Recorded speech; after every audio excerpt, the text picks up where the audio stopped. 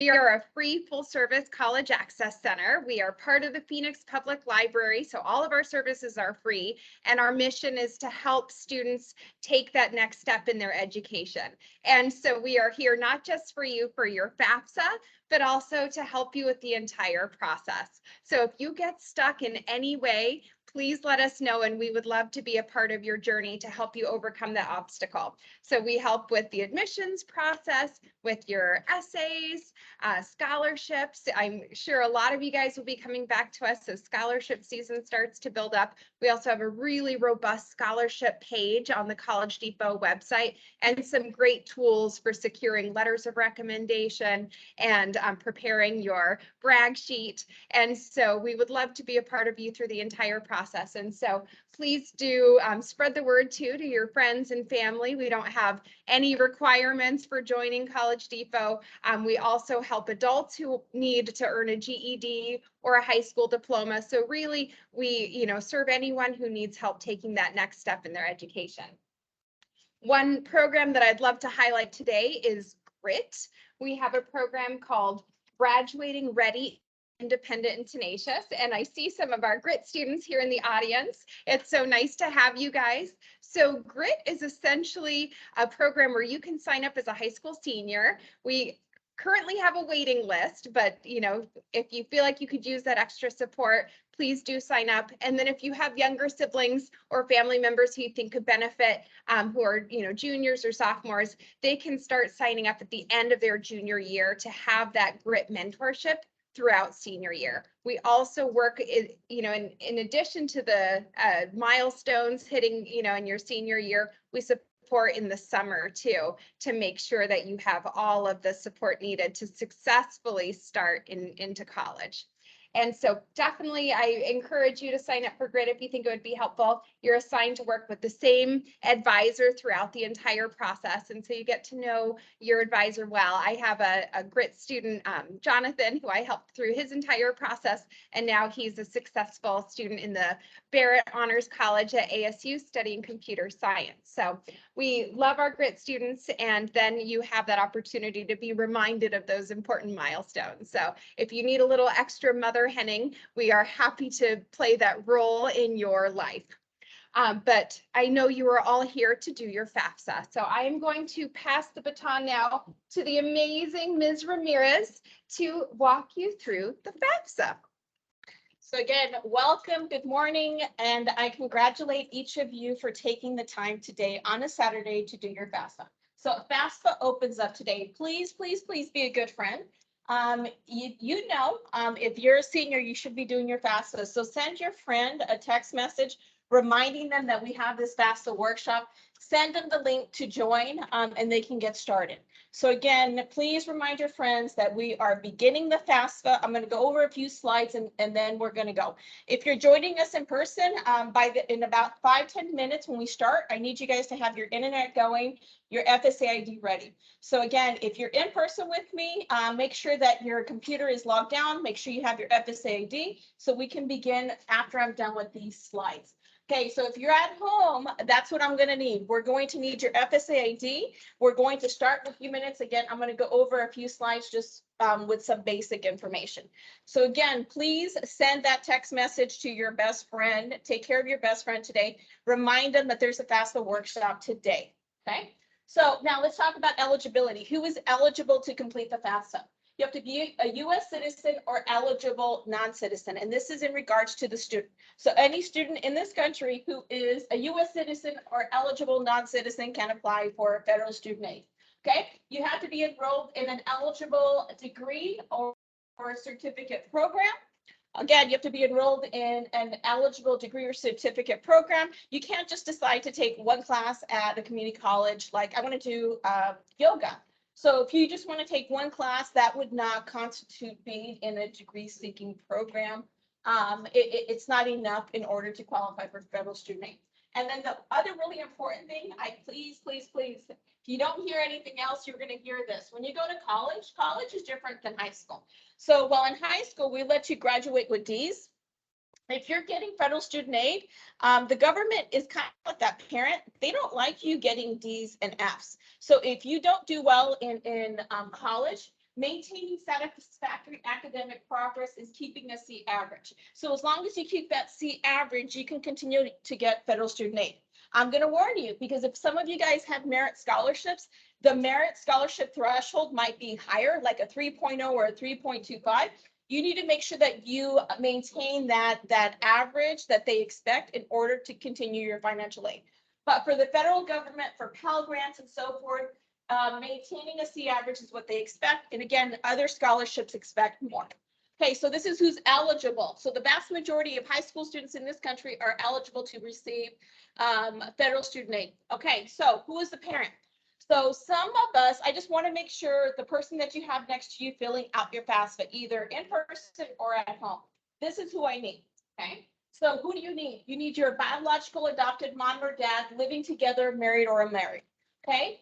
Biological parents, adopted parents who live with who you live with the majority of the time in the last 12 months, okay?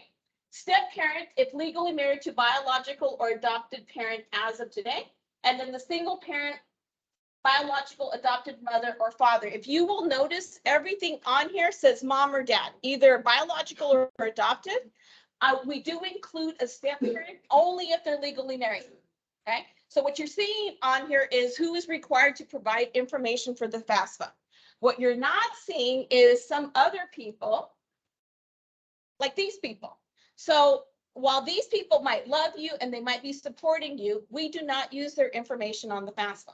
So for example, grandparents, a sibling, like an older brother and sister that are claiming you, that happens to be claiming you on taxes, foster parents, court-appointed legal guardians, aunts, uncles, widows, step parent. Okay, let me go back again. The only person for FAFSA purposes that I want information on, or that is required to provide information, is that adopted or biological parent, your mom and dad, they had you, they're your parents, you share DNA. They're the only ones that we need information from. So anyone else, if there's not a legal connection to you, they're not required to provide that information, okay? And again, if you have any questions, let us know. We will revisit this in a little bit, but these people, we don't need their information. They can help you through the FAFSA, but we don't need their information. For those people who are at home, please use the chat. If you have any questions, please use the chat to ask them. And for the people in the audience today, if you guys have any questions, feel free to raise your hand, because the question that you might have might be also a really good question for everyone else to ask. So again, if you have a question, please raise your hand so we can answer those. Okay, so let's go over what the workshop is going to look like. So from 11 to 12, we did an FSA ID lab. So in order to do your FAFSA, we need an FSA ID. So if you don't have your FSA ID, we're not going to be able to do your FAFSA right now. You're not going to be able to follow along. Okay, so from 12 to 2, either at home or in the lab that we have right now, we're going to go step by step. First question, second question, third question. You're going to see what I see, okay? And then from 2 to 4, if you need to print a signature page, if you still have questions, you can physically come down to College Depot. We have an open lab from 2 to 4 this afternoon. So again, right now we're in this phase where we're going to go line by line by line. I'm going to take you through each slide of what the FAFSA looks like. And I've already verified this because I was on FAFSA this morning at 6 o'clock. Verifying my son's FAFSA. So from 12 to 2 will be line by line, and then from 2 to 4, it's just drop in if you need additional help. So if you're at home and you need additional help, we can do that.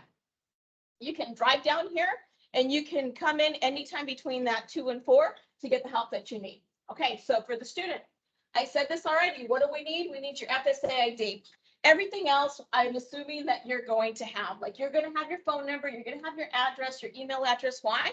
Because you needed that for your FSA ID. Besides your FSA ID, I'm going to need, if you worked in 2021, I said 2021, not 2022. In 2021, if you worked, I'm going to need how much money you made. If you filed taxes, we need those tax returns. If your job gave you a W-2, we're going to need that because we're going to need to input that information. Maybe, probably. There's certain situations if your family makes under $29,000 that it just automatically skips, but vast majority, we're going to need your tax returns if you file. Okay, so for the parent, what are we going to need from the parent?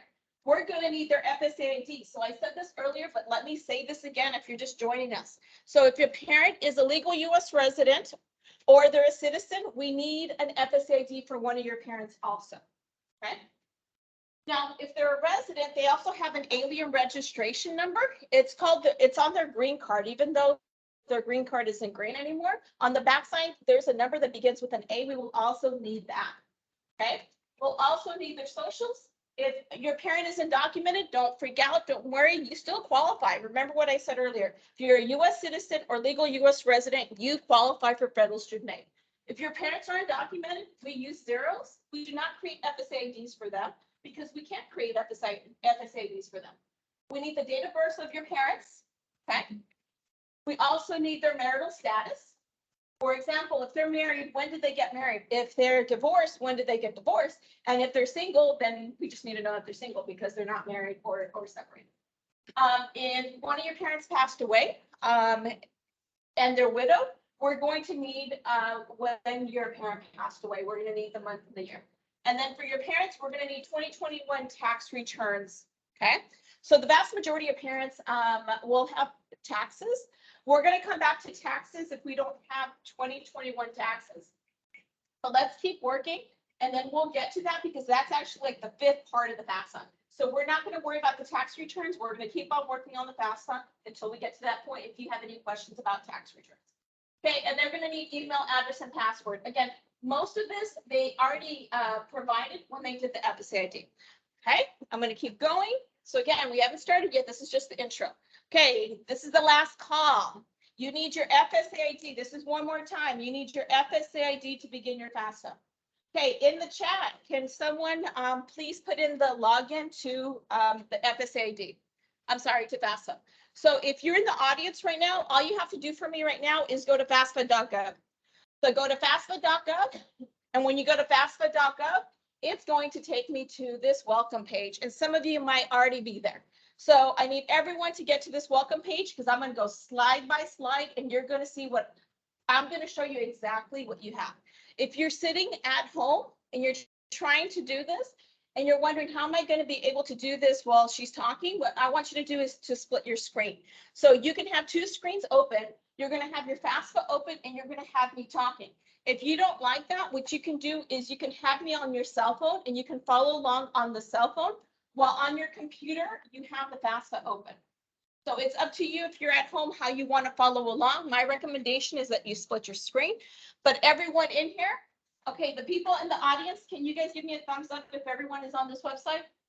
Thumbs up. Oh, everyone on the website. Perfect. Thank you. Thumbs up. In the chat, if you're on this website, can you tell me that you're here? That you're good to go. So in the chat, I'm looking for I'm here or I'm good to go. So that's what I'm looking in the chat. So in the chat, if you can let me know that you are on the FAFSA website, that would be fantastic. So I know to continue. While we're waiting for that, for those chats to come in. So let me tell you the difference. If you're new to the FAFSA, I'm going to go here. Okay, this is the first time I'm doing, this is where I'm going to go. If you are a freshman in college, then I'm going to go here because I've already done the FAFSA before. Once you do your FAFSA the first time, it makes it easier every year you have to do it. The reason is because the FAFSA can pull information from the previous year. So again, most of us, this is our first time ever doing the FAFSA, so I want you to go here. So again, everyone is going to click right here where it says new to the FAFSA process. We're going to start here. I'm beginning, you guys. Let's go. Okay, then it's going to take you to this slide. So I am here, and it's going to ask you, who are you? Okay, so you're going to put that I'm a student and want to access this FAFSA form. So again, you're going to click where it says I'm a student and I want to access this FAFSA form. And if you're physically with me and I'm going to fast, raise your hand and tell me to slow down. If you are at home and I'm going too fast, please let us know that you need more time. Okay, so we're all clicking I'm a student. Okay, it says I'm a student and want to start my FAFSA form. Yes, you're going to hit log in to continue. I asked everyone earlier to have their FSA ID, so no one right now should be hitting that create an FSA ID. So everyone is logging in to continue.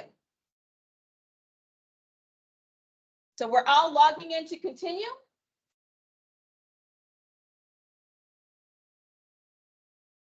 This is the important part. Let's see if it works. So you're going to use your FSA ID and your password that you created, and we're going to log in. So your FSA ID and your password. You can use your username, email, or mobile phone. I would recommend using your username, but it's up to you. So again, type in your username, email, mobile phone, put your password in, and then log in.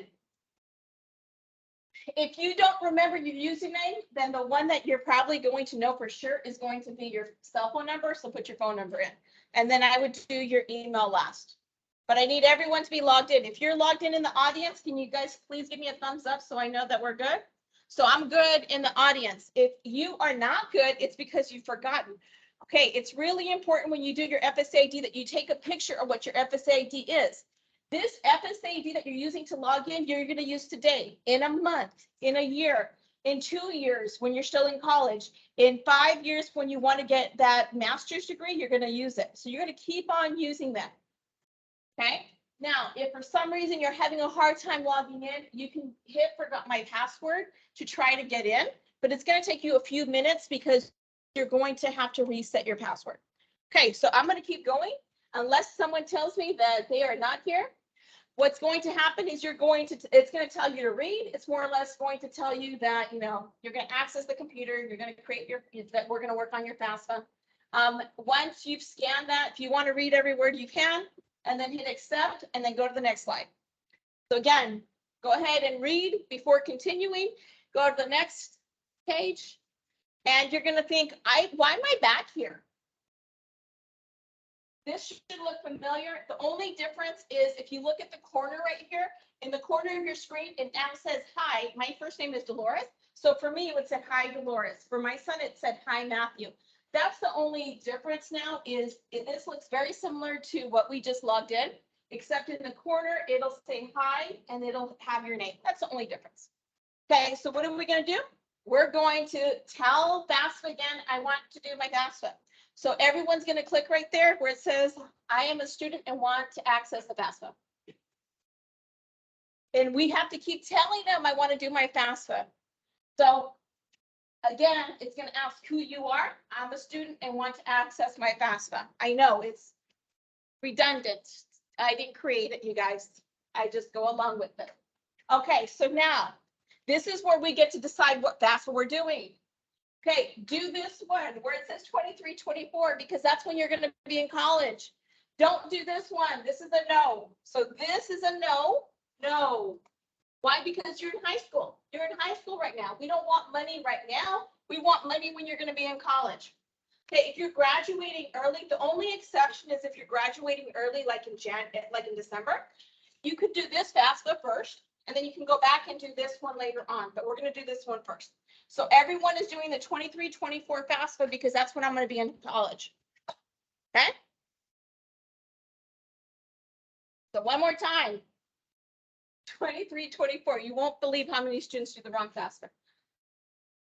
Okay, so now I'm on this slide where it says save key. So you have to create a save key. You're going to write this down. Take out a piece of paper. Take out a picture. Right here where it says show, you can show it and you can take a picture. So your save key has to be at least 4 digits. It can be longer.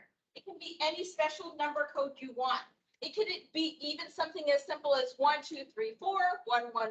I'm going to be honest, you guys. I use 1, 2, 3, 4 every single year because I can remember 1, 2, 3, 4. So make sure it's something that you're going to remember. So again, put your save key. It has to be at least 4 digits. It can be longer. Show it, take a picture, because if you have to get into your FAFSA tomorrow, or if you have to get into your FAFSA in a week or in a month, when ASU tells you that you have to do something on your FAFSA, or you want to add another college, you're going to need this save key. Okay, so put your save key in, take a picture, and then we continue. Are we doing good with the chat? Yeah. Okay, there's an introduction. Okay, you can read it, you can scan it, but what we're going to do is we're going to continue because I'm going to show you how to do your FAFSA.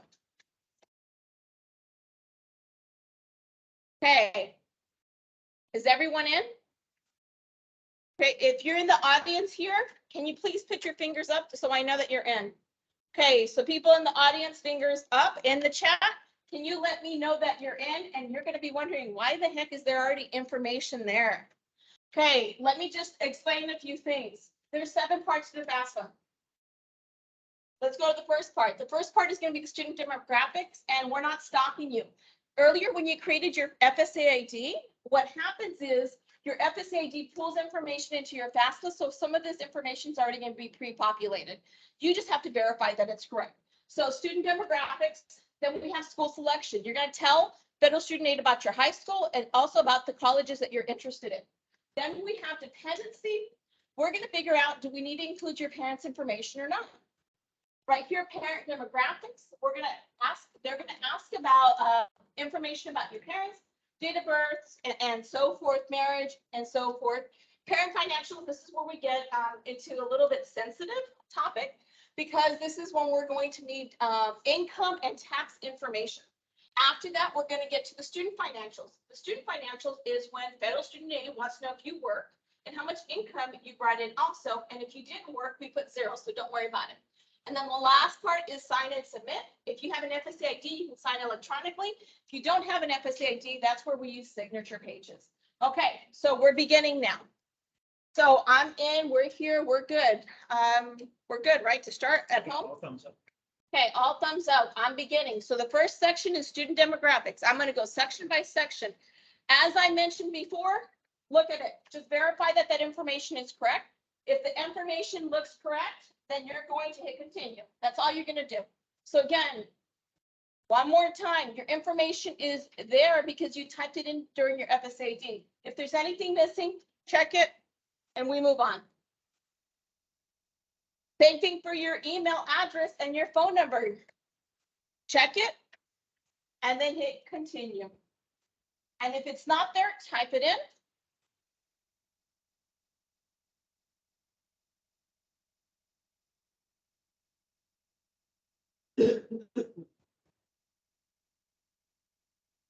Address.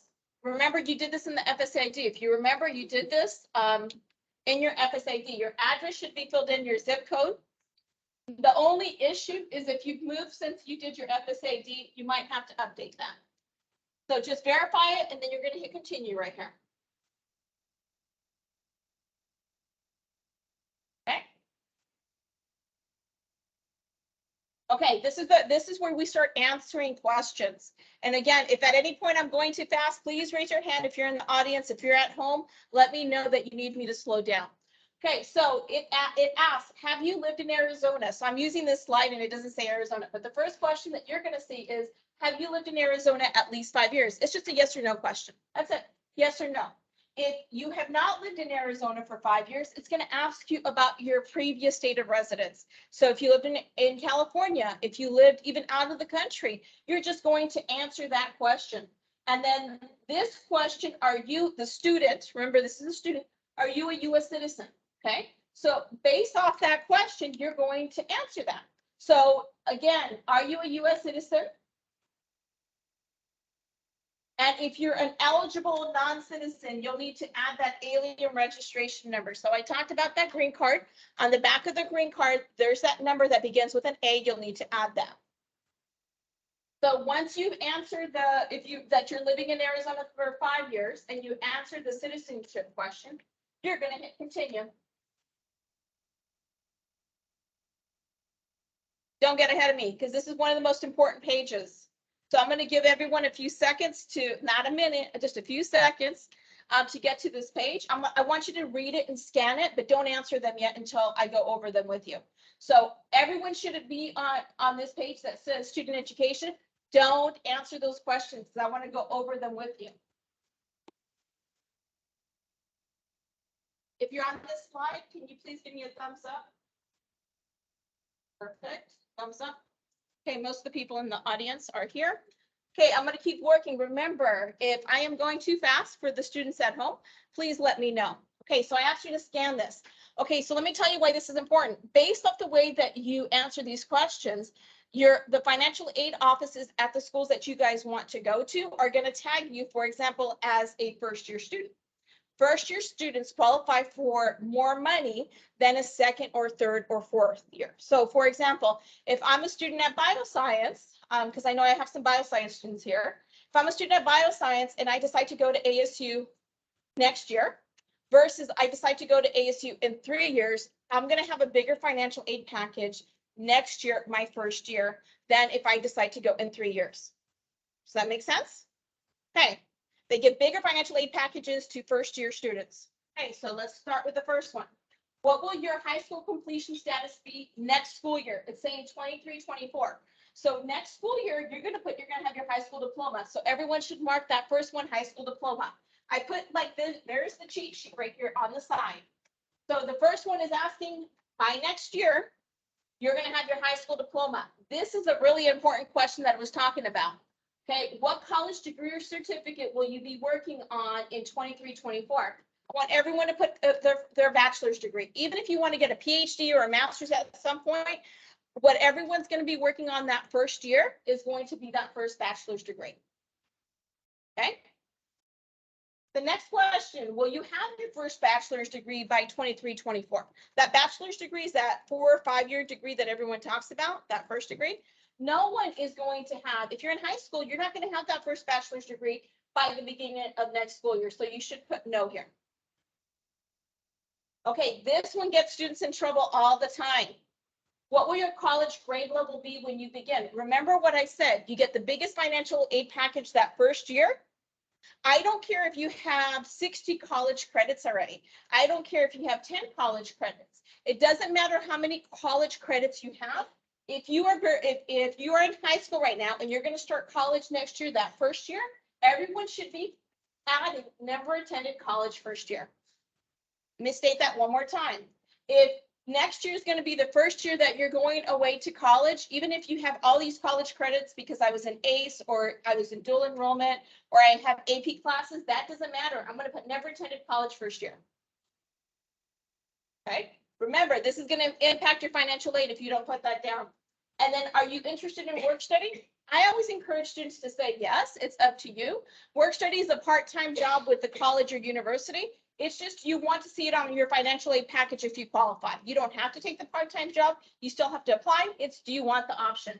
So again, I always encourage students to say yes because it's the best part-time job if you're going to work while you're in college because they will work with you. So as a recap, if you're a high school student, it says, again, it even says for high school students up there, high school diploma, first bachelor's degree, you're going to put no, never attended college first year. And then right here, it's up to you, but I would encourage you to put yes for work study. Yes. Yeah, question in the chat, you answered it, but just to reemphasize, Shauna asked if she was in ACE program through a community college, would that be? If you were in ACE, again, one more time, we want you to get the biggest financial aid package awarded to you. So you're always going to put never attended college first year, even if you were in the ACE program, even if you've completed your associate's degree, we want you to get that biggest financial aid package. So we're going to put never attended college first year. So if you're a senior in high school right now, that's what you're putting down. That is an awesome question because if you were to put the second year, you're not, for example, at ASU, you won't qualify for Obama Scholars Program. You won't qualify for College Chamber Grant. For at NAU, you won't qualify for the Lumberjack. So we want to make sure that we have never attended college first year. Okay, I'm going to keep going. And again, if I'm going too fast, then you're going to tell me to slow down. Either raise your hand or tell me in the chat. Okay, student driver's license. If you have your driver's license in front of you, go ahead and put it down. Do not go looking for it. If it's in front of you, add the information and continue. If you don't have it in front of you, then guess what? We're just going to continue. So again, if you have your driver's license, type it in. If you don't have your driver's license, we're going to keep going. Okay, I'm going to go to the next question. The next question has to do with foster care and parent education. Yes. The driver's license, can you include the letter? Yep. So the question for the driver's license is, do you include that letter? Does it begin with a D? Yeah. Yep, include the letter. It does. So if you have it in front of you, it does help later on for your schools with the residency. It does help with that. But again, only input that if you have that in front of you. Don't go out looking for it. Don't waste the time. If you have a state ID, like, don't worry about it. You can put it in, you can put it in, but like, don't worry about it. It's not essential. It's not an essential question. It even tells you if you have one. Okay, I'm gonna keep going. Okay, so foster youth. This is really important if we have anyone who is a foster youth. Why?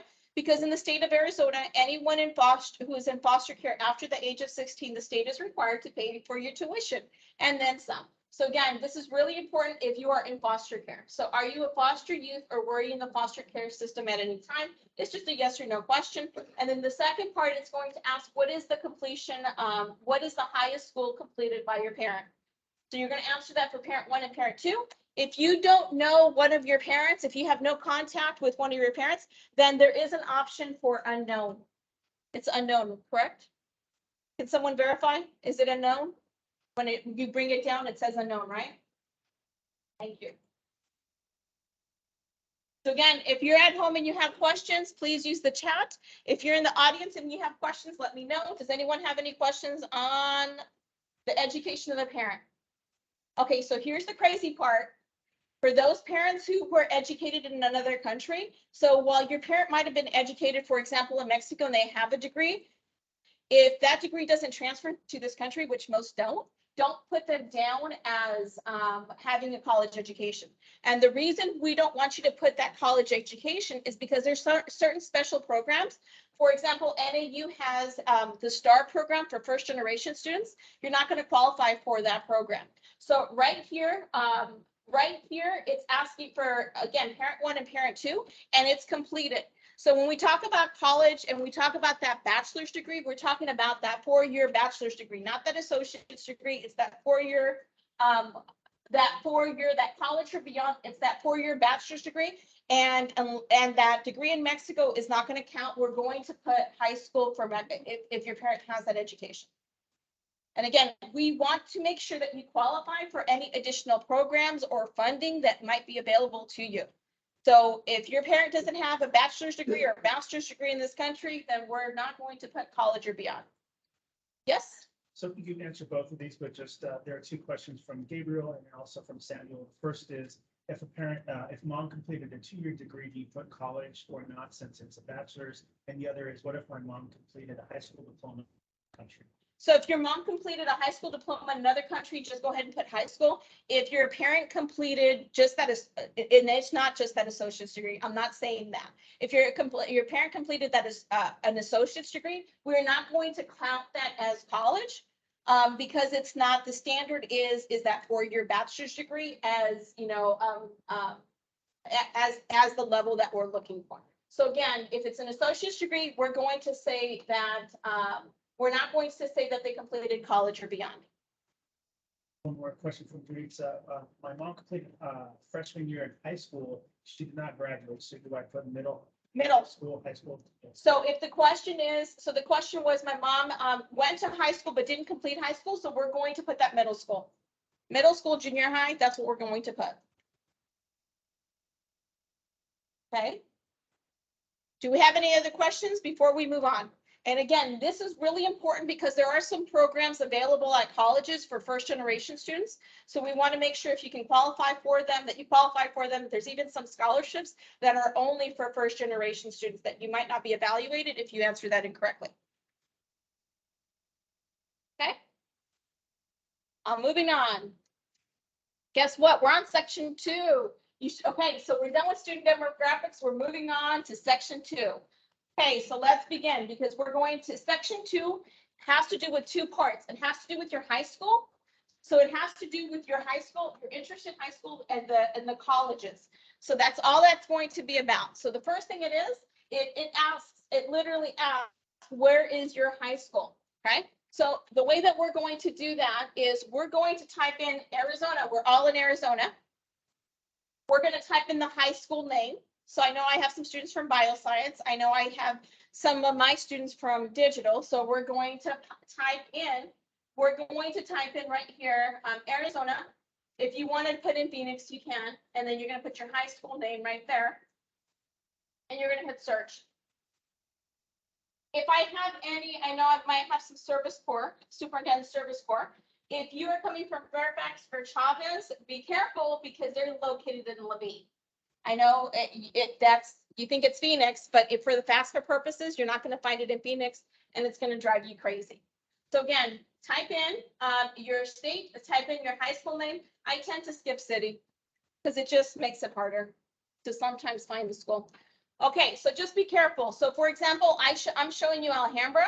So if I just type in Alhambra, there's a lot of Alhambras. So just make sure that you're selecting your, if it says bioscience, select bioscience. If it says Cesar Chavez, make sure it says Cesar Chavez High School. If it says digital, I think it says PXU Digital Academy. So make sure that you're selecting your school. So once you found your school, you're going to mark the dot and then you're going to hit next. Okay. And then you're going to get a page that says confirm your high school. Okay. In the audience, can we have a thumbs up so I know that we got your high schools? Perfect. Perfect. Okay. If that looks right, you're going to hit continue. If that looks correct, we're going to hit continue. Okay, now we're going to go to colleges. So let me tell you about colleges. You can put up to 10 colleges in your FAFSA. If you're applying to more than 10 colleges, there's a process. We will submit your FAFSA today, and then you can do a correction later on, and then we can remove some and add additional colleges. Okay, anyone in the audience have more than 10 colleges that they're applying to?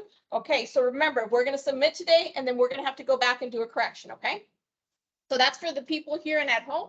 We're going to submit 10 today, and then we're going to do a separate correction where we submit the others. Okay, so let's start.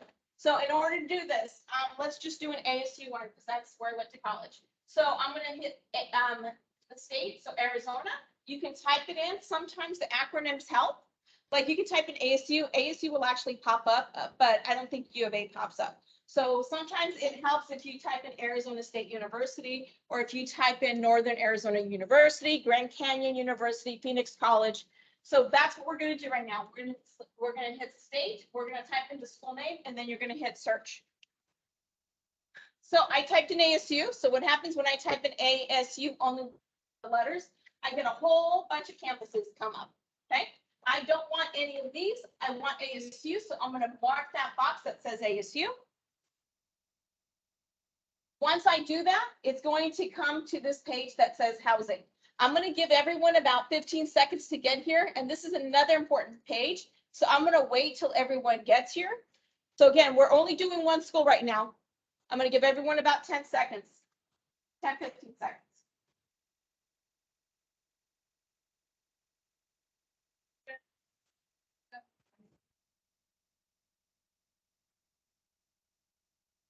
At home, can you let me know if you are here in the chat, please? If you are at home.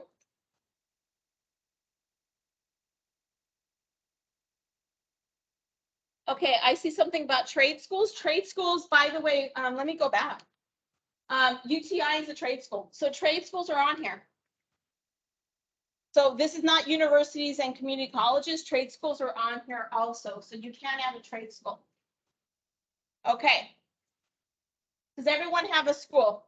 Can you put a thumbs up, please, if everyone has a school? In the chat, can you let me know that you have a college? Just put in yes, yes or no. Yes or no, if you're at home, to let me know if you have a college. Gabriel, thank you. Isabel, thank you.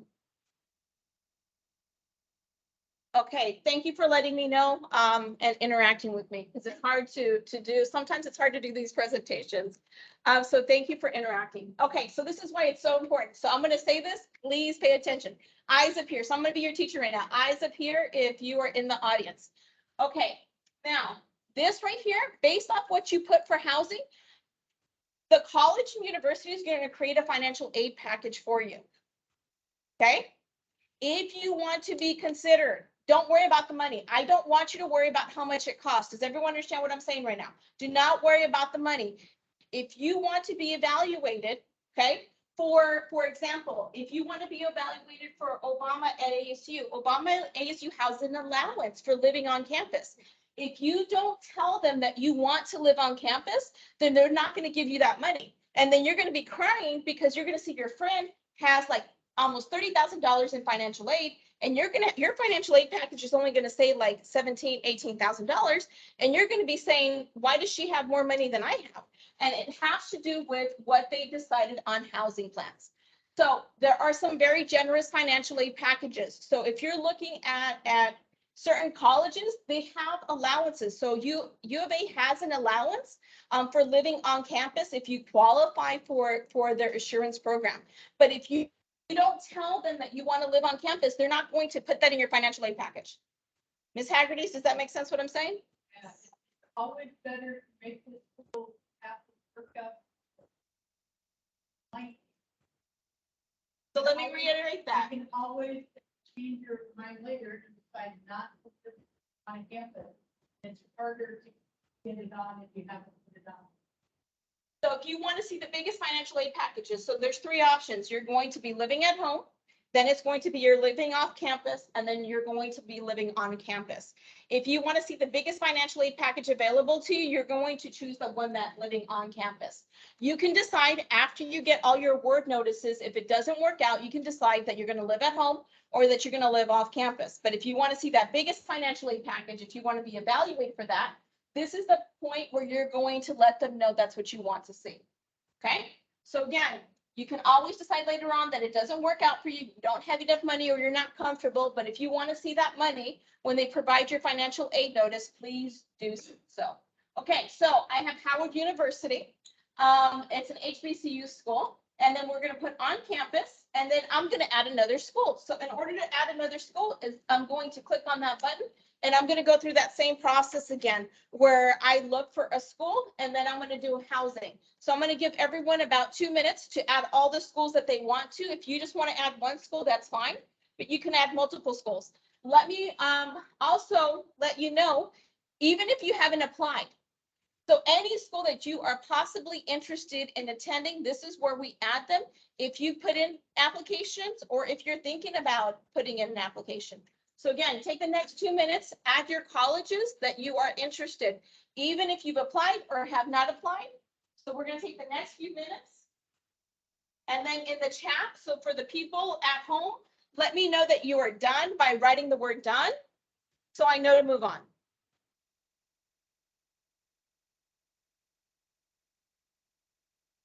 All of the funds that you can only put 10 on initially. For top 10. And again, as a reminder, you can only do 10 right now. If you're going to add more than 10, we're going to have to do a correction later on, but we're going to do our first 10 right now.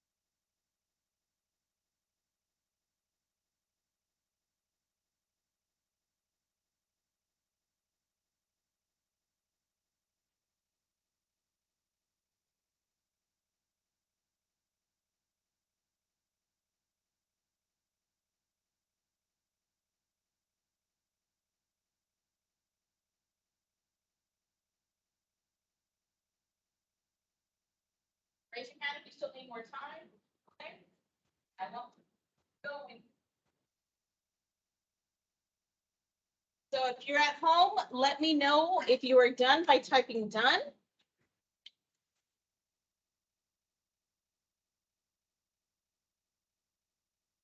Gabriel, thank you. Kevin, thank you. Okay, we're going to give everyone another minute. So another minute.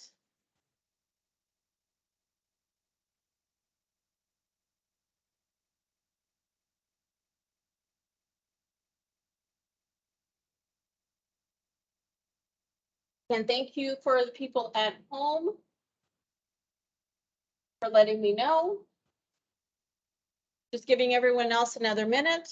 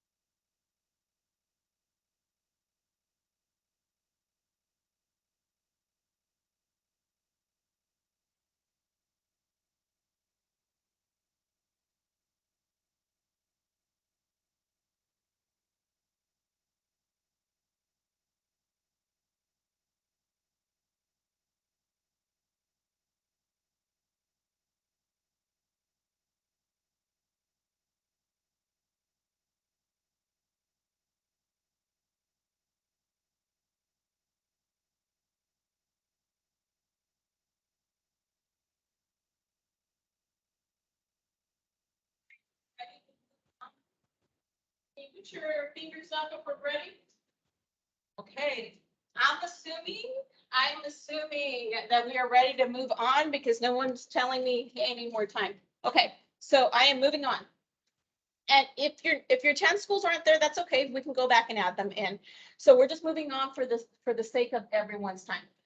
We're going to section 3. Section 3 will determine if you are dependent of your parents or if you're considered independent. Or there's a third case, which is special circumstances. For FAFSA purposes, you're going to be determined to either be dependent of your parents, and we have to provide parent information, or you're independent of your parents and you do not have to provide information. There is a scenario for special circumstances where you physically cannot provide your parent information because you don't have any contact with them. So there is an allowance for that. It just requires additional work. But just know that the next questions coming up are going to determine if you're a dependent of your parent or if you're not a dependent of your parent. Okay, so we are now on section 3. So remember, 7 sections, section 3. Okay, the first question, this is for the student. This is not your parents. This is the student. You, high school student. You, the high school student, what is your marital status as of today? I think most of you guys are single. So hit single and then continue. So as of today, what is your marital status? You, the student. So you will answer that and then you will keep going.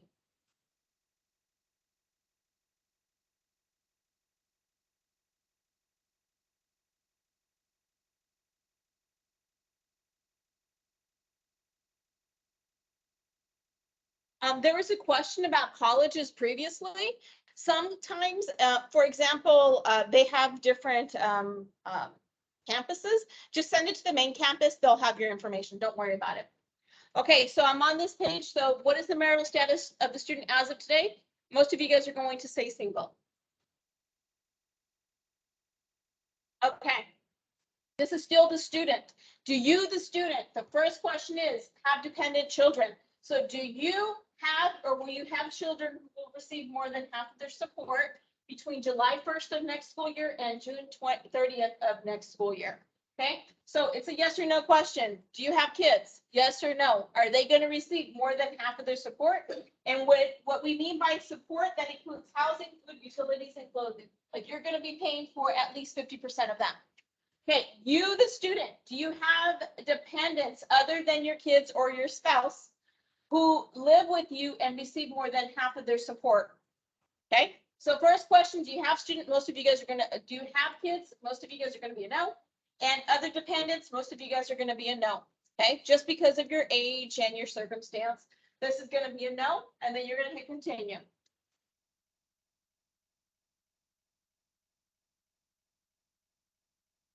Okay, the next question is going to ask additional questions. The first question is asking, are you currently serving on active duty in the U.S. Armed Forces for purposes other than training? Okay, so if you're in the reserves, that does not count as active duty. This is active duty, okay? And if you're in active duty, you wouldn't be doing your FAFSA here. So that's what it's asking. Are you the student in active duty for the military? The second question is asking, are you a veteran of the U.S. Armed Forces? The third question is, at any time since you turned 13, were both of your parents deceased? Were you in foster care? Or were you a dependent or ward of the court? Okay. Next question, as determined by a court in your state of legal residence, are you or were you an emancipated minor? Does someone other than your parent or step-parent have legal guardianship of you as determined by a court in your state of residence? None of the above. Okay, I'm going to tell you, like 95% of you guys will say none of the above. You do not fall under these circumstances because you live with one or both of your parents. Let me say that again. Most of you guys are going to say none of the above. I want to talk about this last one. It says, does someone other than your parent or step-parent have legal guardianship of you as determined by a court in your state of legal residence? Okay, so if you live with someone else and your parent wrote a notarized letter to give more or less someone else those decision-making abilities for you, for example, to enroll you in school, to take you to the doctor, a notarized letter is not sufficient because a notarized letter does not go through a court system. You have to have some type of legal document that gives that custody of you to someone else. Okay, so one more time, this has to go through a court. If you have a seal from a court, then you would mark this box. But everyone else, majority of us are going to put none of the above. Okay, any questions? Anyone with their hands up in this room? And anyone at home? I don't see anyone at home. Okay, let's keep going. Okay, homelessness. So homelessness is really important. I said this earlier. So most people are going to say no to this question, but on or after July 1st of this year, were you homeless or were you self-supporting at risk of being homeless? It's just a yes or no question. Were you homeless? If you were, you might know the words McKinney-Vento. You would get a letter from the student liaison at your campus, but you might fall under a special circumstance if you are homeless. So if you were homeless at any point, then you could get a letter from the district homeless liaison, which is the community liaison. So again, most of you guys are going to say no to this, but if you were at risk of being homeless or if you were homeless, this is really important because it would give you that special circumstance. Okay, I'm going to keep going. Okay, remember what I said. You're going to either be this or this. And then some of you guys are going to have a big old question mark and you're like, wait a minute, but I can't. So we're going to come to this. Okay, right now, I need you to look. This word is going to be in bold. Does that word says dependent or does it say independent? If the word right here says dependent, I have to provide parent information. Let me say that one more time. Everyone at home and everyone in front of me should see this word right here in bold. Okay, if it says dependent, then you're going to mark this first box. I will provide information about my parents. Okay, so one more time, if this word right here says dependent, you're going to mark the first box and it's going to say, I will provide information about my parents. Okay. Now, if the word right here in bold says independent, what you're going to do is it's going to ask you, would you like to answer questions about your parents? You're going to hit no. And the reason is because guess what? If it tells you you're independent and it's asking if you want to answer questions about your parent, this means that you're not a dependent of your parent. You don't have to add the parent information. You can go straight to your information, sign and submit. You just saved a half an hour of your FAFSA. Okay. Now, let me make sure that you understand this. So either it says in bold, dependent, and you provide information of your parents. It says independent. If it does, you're going to hit that you would not, would you like to answer questions about your parents? You're going to hit no. We're going to continue. Now, do we have any, if we have any special circumstance? Okay, here's the special circumstance, because sometimes students tell me I can't provide my parent information because they live in Mexico. I'm going to tell you, you can, because here's the test. Can you get your phone out and can you call your parent? If you can get your phone out and call your parent, then you can provide information. If you can't get your phone out, if there's no way that you can physically get a hold of your parents, then you fall under this special circumstance where it says, I am unable to provide information about my parents. If you don't know where your parents are at, if you can't call them, this is you. Okay. Now, I'm going to give you a warning though. You're going to be considered, it's in red, special circumstance. You're going to have to follow up with your financial aid office in order to get a financial aid award. So you will not be automatically given a financial aid award until you let them know what's going on with your home situation. Okay, I'm going to keep going. Do I have any questions right now? Any questions right now on dependency status? Question?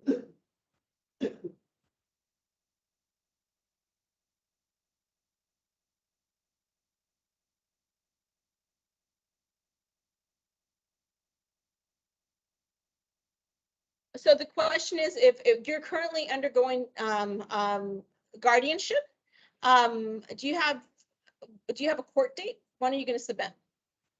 Okay, so let me tell you the difference why I'm asking. Because once you get that guardianship, like once that guardianship was with someone else, it's going to cross these out and it's going to go straight to your information. So if that's going to happen soon, there are deadlines that colleges and universities want you to submit in order for you to get a big financial aid package. You might want to just wait and not do your FAFSA until that's been done. But does that make sense? Like if it's going to be done within the next month, I would wait and I will do your guardianship paperwork now in order to be able to do your FAFSA, because it's FAFSA as of today. So as of today, you're still dependent of your parents and you still need that information. But let's say in 2 weeks and that information is filed, then if you're independent, if that happens in 2 weeks, then you would be considered independent and we wouldn't need any parent information. Does that make sense? Okay. Anyone else have any questions? In the chat, do we have any questions? I don't see any questions. I'm going to keep going. Okay. So now I'm going to get to the parent demographics. Most of you guys are going to put in parent demographics. Okay, so we're on the 4th part. So we had 7 parts. We're on parent demographics. Just very similar to students. It's going to ask like information on your parents. The first question is, who do you live with? So as of today, who do you live with? My parents live together, married or unmarried. My parents are divorced or separated, and I live with one parent more than the other. My parents are divorced or separated, and I live with both parents equally. I was legally adopted. You have to fall in one of these 4 scenarios. Okay. You have to choose which one you fall in. So let me say that one more time. I live with both of my parents. I live with one parent more than the other. My parents are divorced and I'm with them both equally. 1 week I'm with parent A, 1 week I'm with parent B. And the last one is I was legally adopted. Okay. I'm going to go to the next part. So this is the most important part here is legally. So here's the thing that I've run into. So I have students that they live with their mom and they live with their stepdad and they call their stepdad, but it's not really their stepdad. It says married legally. So even though someone's been raising you for like the last 15 years or 10 years or 12 years, and you call them a stepdad, if they're not legally married to your parent, then you can't say stepmom or stepdad. So does everyone understand that the word legally has to be there? They have to be married. Okay, do I have any questions on this? Okay, because I'm going to give everyone a few minutes because you're going to have to answer questions right now. Okay, so again, it's going to ask, what was your parents' marital status as of today? Because we're doing our FAFSA today. So as of today, what is their marital status? Never married. Married and both parents living together. Married or remarried, divorced or separated, widow. Okay, this is important. Remember when I keep coming back to the word legal? Are your parents legally married? Because sometimes we've had parents that say that they're married, but they're not married. They've just been living together this whole time. And the student will say, my parents are married, but the parents aren't really married. So make sure that you choose the right scenario. And what you're going to do is we're going to take the next few minutes and we're going to start answering questions about our parents. So if my parents are married or remarried, I'm going to put information about their marital status. It's going to ask when they were married or remarried. It's going to ask for month of the year, and then it's going to ask information for both of your parents. Okay? If your parents' marital status were never married, okay, it's going to ask who you're going to provide information. So this is for the single parent. So for my single parent, never married, you're going to have to let us know who you're going to provide information from. So as of today, if your parents are unmarried and both parents living together, okay, guess what? I'm going to choose that and I'm going to provide information on both parents. So you're going to have a parent one and a parent two. And then this is the divorced or separated. So this is divorced or separated. You're going to tell me the month and the year. And then we're going to identify which parent we're going to provide information.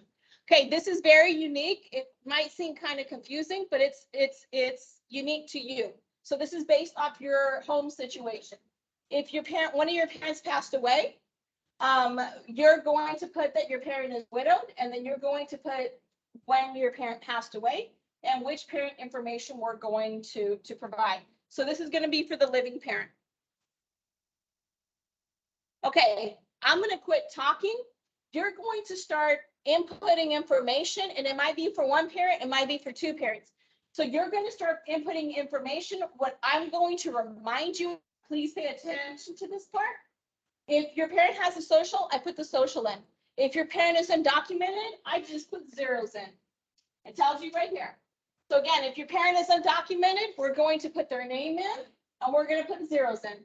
Okay, please be careful because I made this mistake earlier. So please be careful. I was doing my son's FAFSA and I was going so fast that for my last name, I just put Ramirez. I didn't put my legal name. So when I kept trying to cite it at the end, it kept telling me my FSA ID wasn't working. So make sure that you're using your parents' last name, their legal name, not what they like to go by, like my mistake. It literally took me a half an hour to figure out what I was doing wrong. So again, parents' legal last name. Look at the taxes, what's on the taxes. So parents' last name, fill this in. I'm going to give everyone a few minutes to put in their parent information. Okay, so take a few minutes. Let us know in the chat if you have some questions.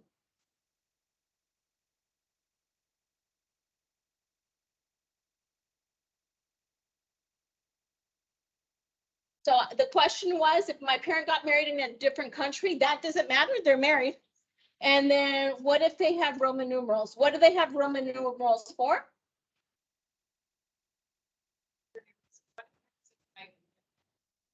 Last names and it's not. So the question is, what happens if my parent has two last names and it's too long? What you're going to do is you're going to type in as much as it fits. So again, that's very common that we have two last names and it's too long. We're just going to type as far as it goes. Do we have any other questions? Yes?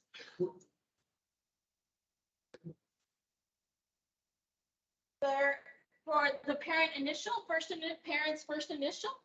So for me, my first name is Dolores, so I would put a D here. So it's their first name. I know that we're used to middle initial here, so that's the confusing part. So again, parents' last name and then your parents' first initial, which means, again, my name is Dolores. So that's D for my first name, so I'm gonna put D right here. If your first name is Michael, I would put an M right here. Any other questions in the chat or in the room in regards to name? Any questions? Don't get ahead, just just answer this and then we'll go over, we'll do this together.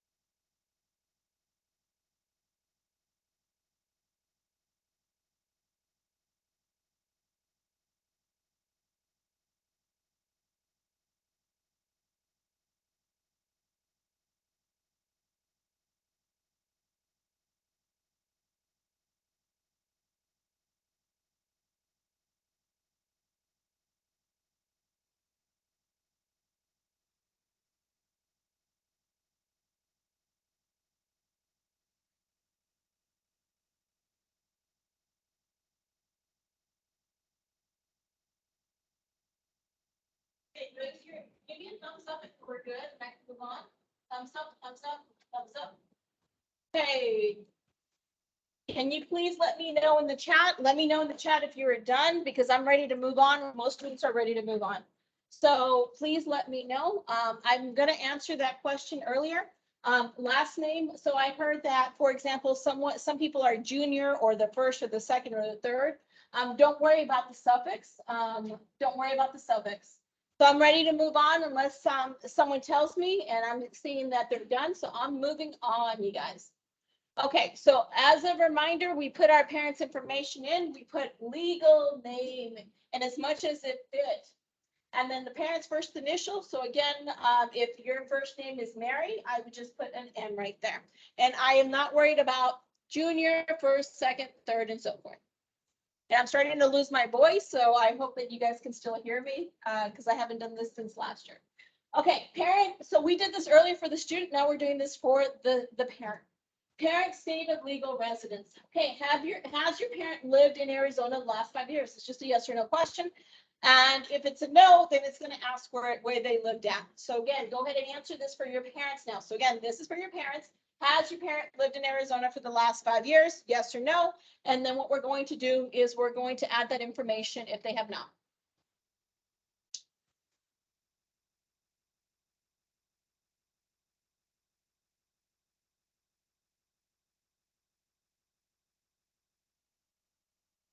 Okay, now I'm going to go to your parents' dependents.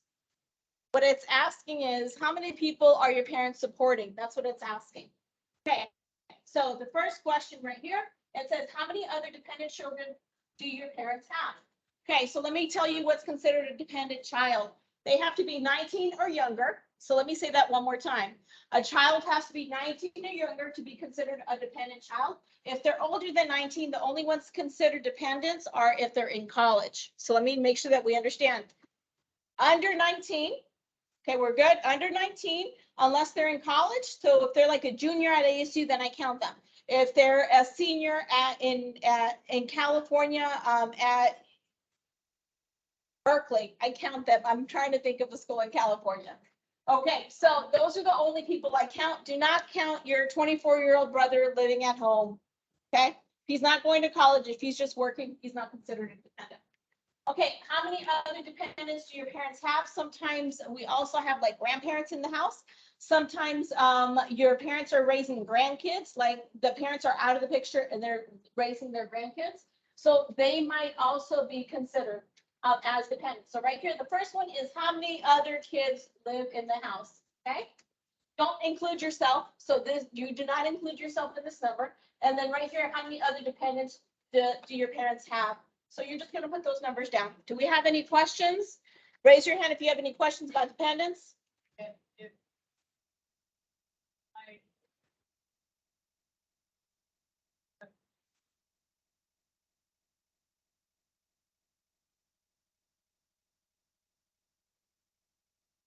So if I have an older sibling who has special needs, they are considered a dependent. So again, older sibling, special needs, that has already been determined. Yes, they are considered a dependent. Anyone else have questions? Okay, I don't see any other questions. I'm gonna move on. Okay, so I'm gonna give you a warning. Not everyone has this. If you're an only child, you're not gonna have this because I saw that earlier when I did this with my kid. Or if you don't have any other dependents, you're not gonna see this. Okay, so what this is saying is there's you, how many parents you have, how many kids your parents have as dependents, how many other dependents. So what this is this creates your household size. So it's gonna add all these numbers. So if you have this question, what it's asking is how many of these people are going to be in college? And the only people that count are the kids in your family. So it's asking not mom and dad, it's asking how many people are going to be in college. Between you and your siblings, how many are going to be in college? So if it's just you, you're going to put 1 here. If it's you and an older brother or an older sister, then you're going to put 2 here. Okay, do I have any questions on this? Yes?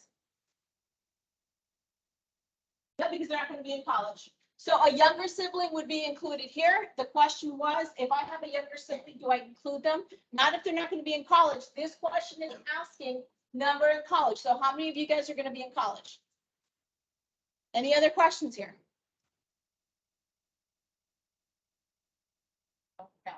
Parents do not count. So if your parents are in college, they don't count. You guys are actually lucky. This is the last year that it's going to count. Having additional siblings in college. After next year, it's not actually going to help if you have additional kids in college. Okay, we're halfway through. We're going to take a break. We're halfway through, you guys. We finished like the first 4 sections. I literally want everyone to stand up. We're going to stand up. Come on. Stand up, just stretch, just move. Because we've been sitting in front of the computer for an hour and 15 minutes. Hey, if you're at home, you're gonna move. You're gonna go get water. You're gonna go to the bathroom. Okay, we're almost done. We're going towards the end. Okay. If you're here with us, there's some candy, there's some water. I'm gonna give everyone 1 to 2 minutes, and then we're gonna come back. So 1 to 2 minutes. We're coming back. If you have to go to the bathroom, go to the bathroom. Okay, my phone says 118, we're beginning at 120. 120. I'm eating chocolate.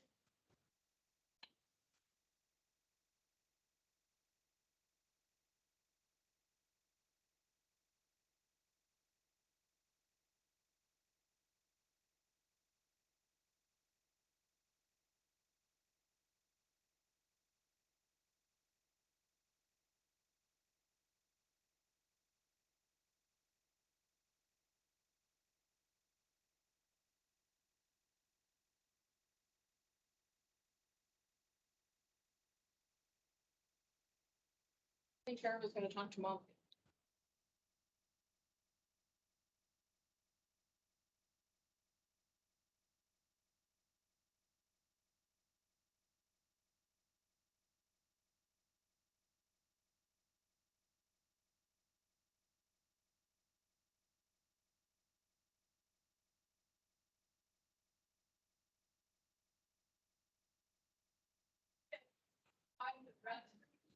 If you go further down, kind of view. Get back.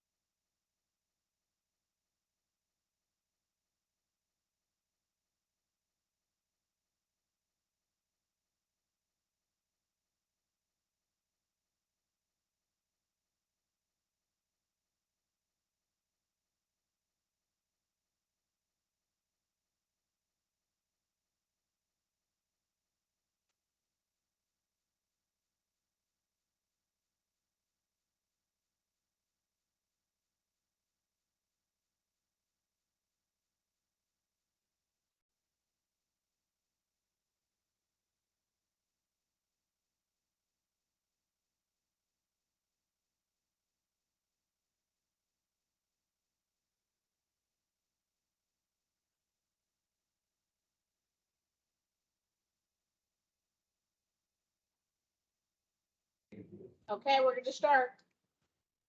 Come on back. So we're gonna start again. Come on back. If you're at home, we're gonna start. We just have.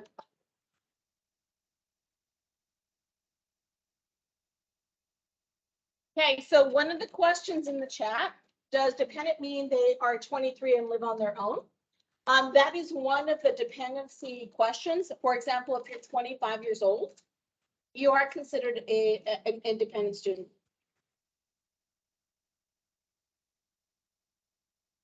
For the bottom, they are not considered, if they're 21, they file their own taxes. Are they in college?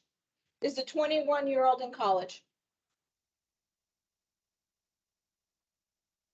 Okay, so they are not considered as a dependent. The only time it would have helped is if they were 21 and in college, because you would qualify for more financial aid if you were both in college. So again, if your 21-year-old sibling does their own taxes, lives at home, then they are not considered part of your household.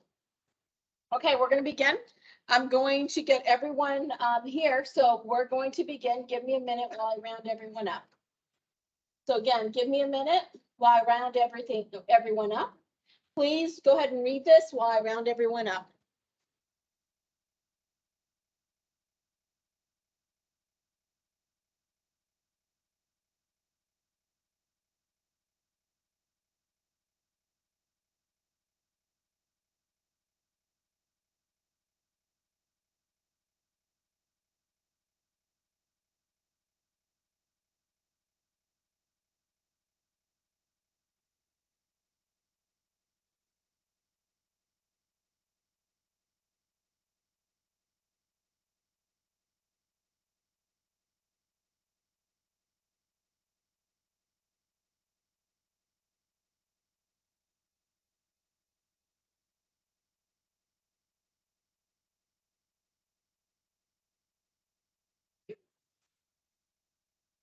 begin, even though we have some people behind.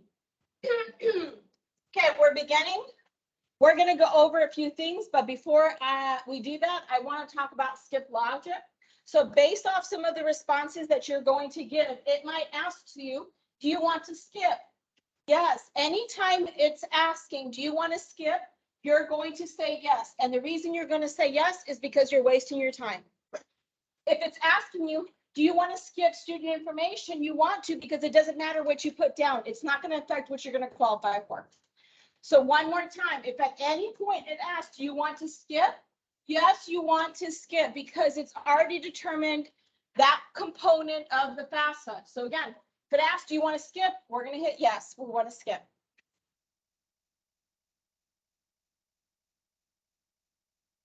Okay, so moving forward, what I'm going to need is if your parents worked in 2021, we're going to need income information. So we're going to need tax information. So I'm just making sure that everyone has that. If you don't have that income information, if you don't have that tax information, I would still follow along so you see what you have to input and then make an appointment to finish this. So again, if you're stuck right now, what you should do right now is just follow along so you can see what questions are going to be asked. Okay, I'm going to keep going. Okay, so here's the question. For 2021, not this year, for 2021, have your parents completed their IRS income taxes? So for 2021, did your parents complete their taxes? And it's simple because there's only three options. Already completed, will file, not going to file.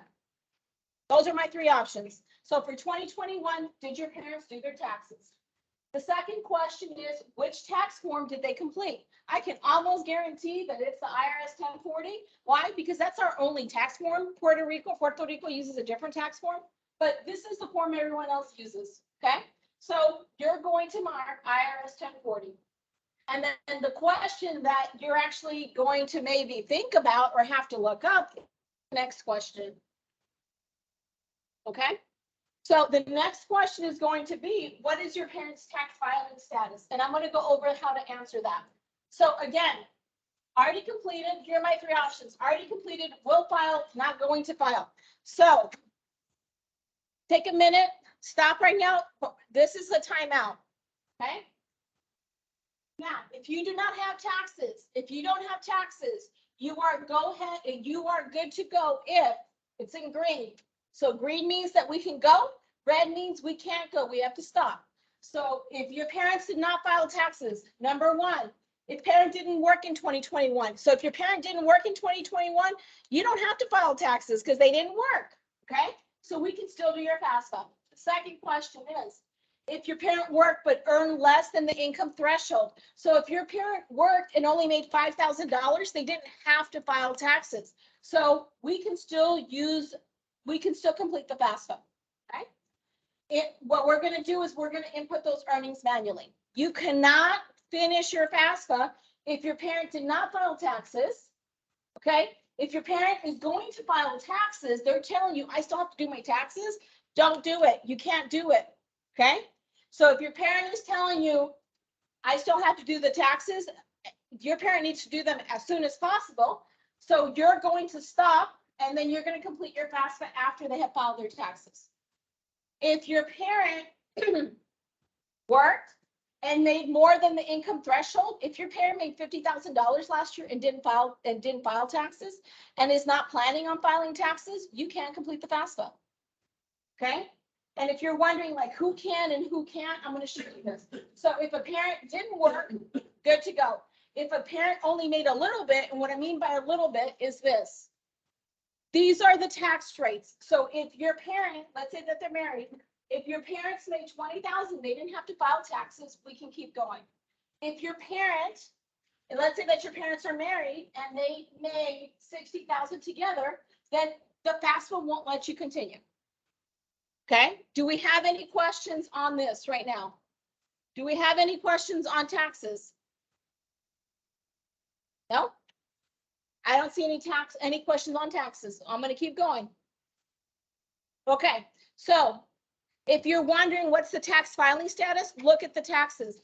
At the top of the 1040, this is the tax form that your parent filed. Okay, first thing I want to point out, that year right there at the top should say 2021. If it says 2020, you have the wrong taxes. Please make sure you have the right one. So it should say 2021, and then there's boxes up there. One of them should be marked. What you're looking for is single, married filing jointly, married filing separately, head of household, or qualifying widowed. So you need to know which one was marked. Any questions? You have to, Is everybody saying that? okay, show me your thumbs up if you guys are able to see the taxes and you know. Okay, so thumbs up. Okay, at home, let me know that you're good to go here. So let me know that you're good to go. Okay, so one more time. Already completed, or whatever your response was, the 1040, and then what the option is. So this right here, this married filing jointly or your head of household, you're gonna find it on this form. You have to have this form in order to see that. Okay, I don't see any question. Good. Thank you, Gabriel, for letting me know that you're good to go. Okay, any questions? Because I'm gonna keep going. I'm gonna keep going, you guys. Okay, so based off these three answers and some of the answers that you've mentioned before, it's going to give you one of these two options at the bottom. It's going to either say recommended IRS data retrieval tool. If this says recommended IRS data retrieval tool, like I'm telling you right now, you should do this. And the reason you should do this is because at a future point, the financial aid office, before they give you $20,000 or $25,000, they're going to want proof of what you put in your what you put in the FAFSA. So they're not going to give you this money without proof. So if you do this IRS data retrieval tool, what happens is that the FAFSA goes into the IRS and then just downloads all the information it needs. You won't have to provide that information to the financial aid office. Okay. Some of us, it's going to say, based on your responses, you are not eligible. So for example, if your parents are undocumented, it's going to say this. If your parents, let's say, got separated, it's going to say this. If your parents aren't married, it's going to say this. So we don't always have this option. Are we good? Can I say one of these two things? So if it says this, we're going to want to use that IRS retrieval tool. If it says this, we're going to start inputting. Okay. Does everybody see one of those two right now? Thumb up or down? Thumbs up if everyone is seeing one of these two. So thumbs up. I see some thumbs up. Thumbs up. Okay. So everyone should see one of those two right now.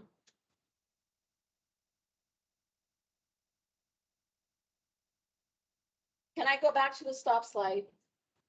I don't know where the stop slide was. Oh, right here. So here's the stop slide. Please take a picture of it because I have to keep going. So here's the stop slide. Please take a picture. If you're at home, someone at home is asking for this. Martin, please take a picture of it so I can keep going.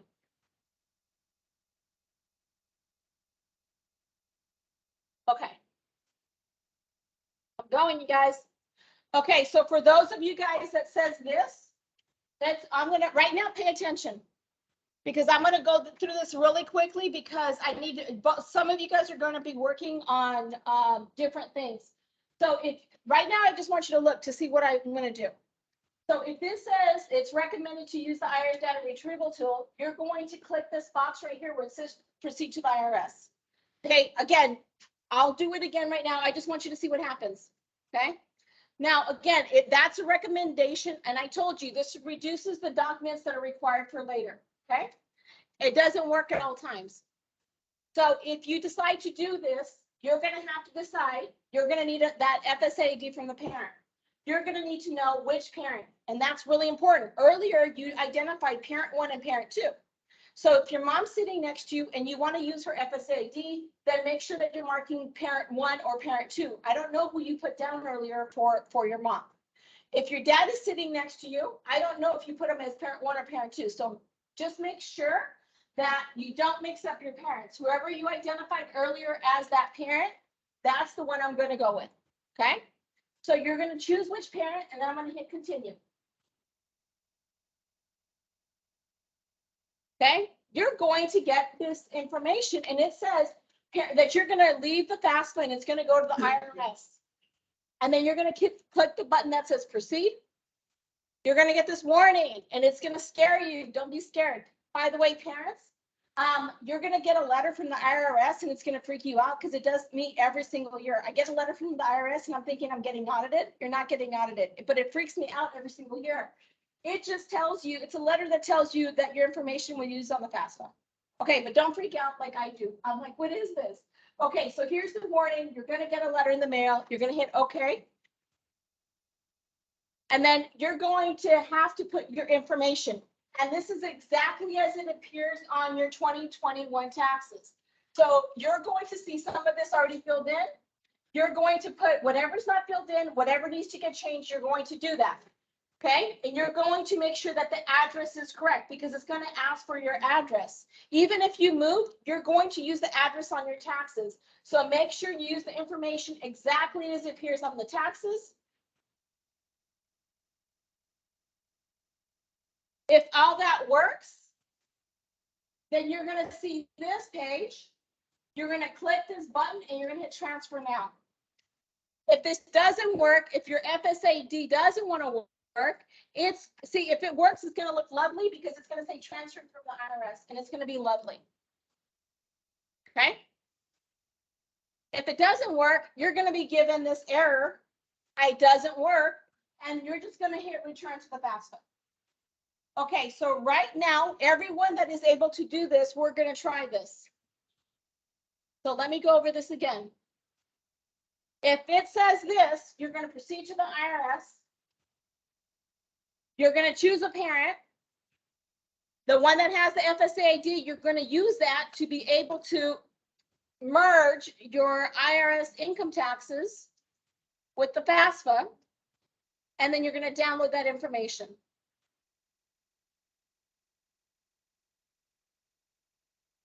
Okay, everyone is going to do that, that is able to do that. Now, everyone else, if you have undocumented parents or it's not letting you, are we ready to start? Okay, everyone else, we're starting. So right here, this is for parents that are ineligible or decides not to file the IRS DRT. So this is where we're going to need income information. Do we have our taxes? Can you just lift them up so I know you have your taxes? Do you have taxes? Perfect. Okay, so we're going to start. So it's asking, what was your parents' adjusted gross income for 2021? What you're going to do is you're going to look at your 1040-911 and you're thinking, what the heck is this? Remember that page I showed you? You're going to look at it and you're going to look for line 11 and then you're going to type that information in. Okay, so find out what was the adjusted gross income. Find that for me, please. If you have a question, raise your hand. That it should either be right here, looking at their taxes, or they should be looking through the data retrieval tool. One of those two things.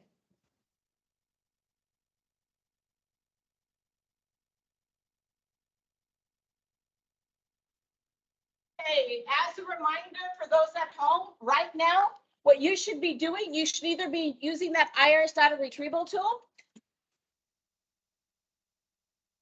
Okay, what if the tax form doesn't have line 11?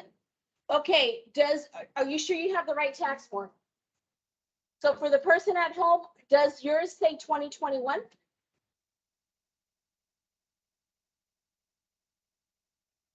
Okay, Sherilyn, does it say 0?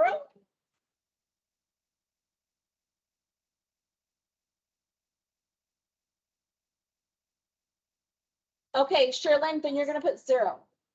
Samuel Lee, I don't have an FSA ID account for my parents yet. Do I skip that right now? No, I would not skip this. So Samuel, if you have a parent around you, could you take a break right now? We're still going to be available. Could you take a break and have one of your parents create their FSA ID? Is that an option, Samuel? Okay. So Samuel, see if you can get your parent to create that FSA ID in order to be able to do this. We're still going to be around, so I want you to stick around so you can see what needs to be inputted. Do we have any other questions for the students at home? Okay, so right now what we're doing is we're inputting parent income. I'm going to give everyone a minute. So all I need you to do, line 1040, 911. Okay. The Irish retrieval. Okay. Were you able to do the Irish retrieval tool? So just stick around and just see what. Yeah, I don't think so.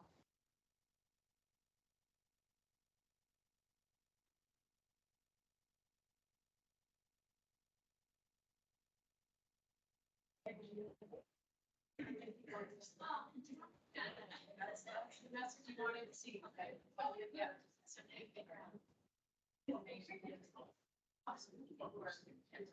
Yeah. Okay, we're ready. Raise your thumbs up. We're not ready to move on. Thumbs up, please. Thumbs up, thumbs up. Okay. Okay, moving on. So as of right now, okay, everyone's gonna have the next question.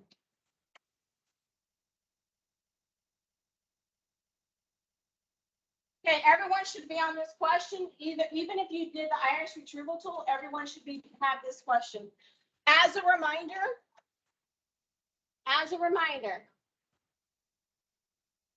you either have this where it says, as a reminder, right here where it says, what's your parents' adjusted gross income for 2021? It's going to be gray and it has transfer from the IRS. Or you looked at your parents' taxes and you pulled that taxes from the taxes, and I inputted that number manually. And for this example, I put $25,000. Okay, I'm moving on. I don't see anyone in the chat telling me. Yes. If I'm using, data retrieval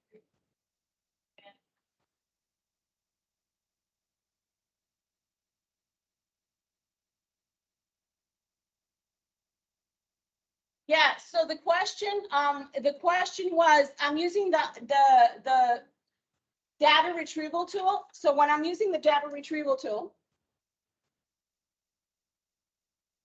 I moved.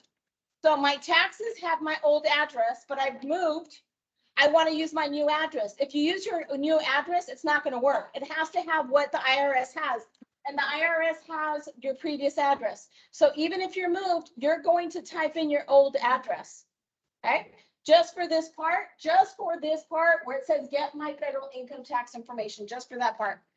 Okay, any other questions before I move on? Okay, some of you guys are going to have 2 and some of you guys are going to have 1. If you live with a single parent, it's only going to have 1. And if you live with 2 parents, it's going to have 2. What this is asking is parent income from work, adjusted gross income by parent. So does everyone remember okay, so what this is saying is my parent 1 made $5,500. My parent 2 made $3,100. So remember earlier it asked how much did your parents make? This right here is asking how much did your parents make? What the next question is asking is how much did your parent 1 make and how much did your parent 2 make? If both of your parents work, you're going to have to figure out what parent 1 made and what parent 2 made. If only one parent made work and the other one stayed at home, then you're going to put all the income with that parent. Okay? So it's telling you a formula. It's telling you 1040 line 1, schedule 1. It tells you line 3 plus 6 plus box 14. There's a whole complicated formula here.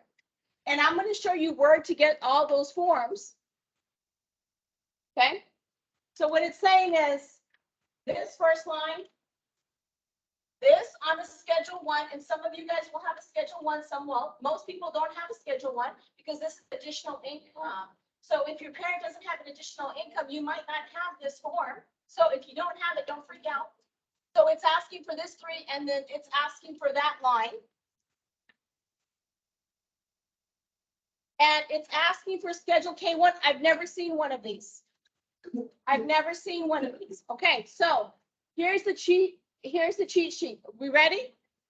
You guys ready? So if you have your parents' taxes in the back, there's some W-2s. You can use the W-2s to see how much parent 1 and parent 2 made. If you on the back don't have the W-2s, so here's the cheat. You ready? Are we paying attention? I need eyes up here. Okay, so if you don't have the W-2s, I'm going to take this amount.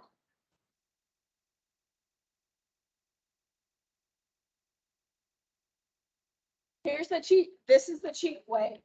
Do you see this 25,000?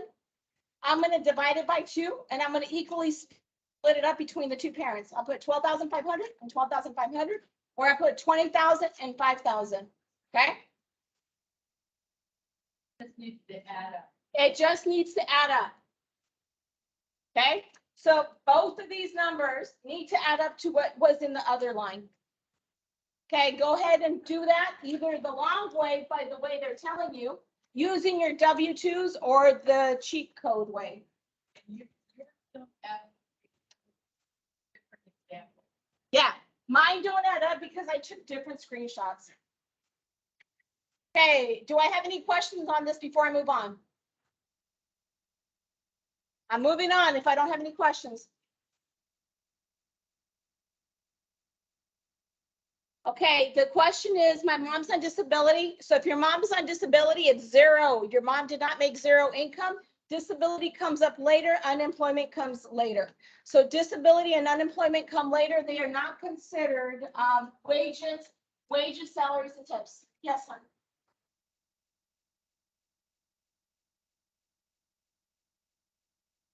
You put 0. So the question is, if the second parent doesn't work, I'm going to put all the income with one parent, and then I'm going to put 0 on the other parent. Okay, I'm moving on.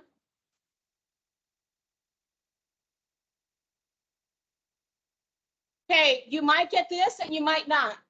So the next question, if you get this parent simplified path determination, it's asking, did your parents file a section 1? This is what a section 1 looks like. It tells you right there at the top corner.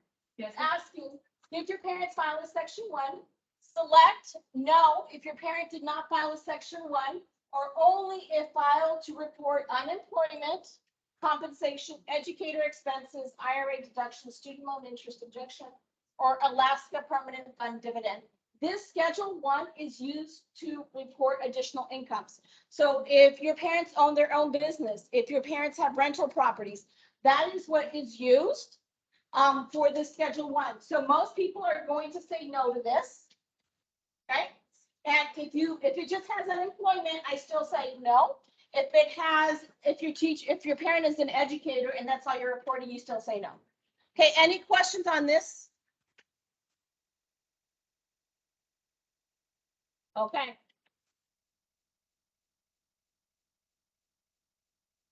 Would I put the same number as the previous slide if only I have one parent? Yes. So if you only have one parent, you put all the income with that one parent, and you put 0 for the second parent. And if you only have one parent, you put all the income with that one parent. Okay, remember what I told you guys earlier, if you are ever asked to skip remaining questions, you're going to say yes. It's not going to affect what you can qualify for. So if at any point it asks, parents skip remaining questions, yes, yes, yes. Why? Because then it's just going to go straight to sign and submit. We're almost done. Does anybody see that screen? Does anyone see this? Raise your hand if it's asking if you want to skip questions. No one? Okay.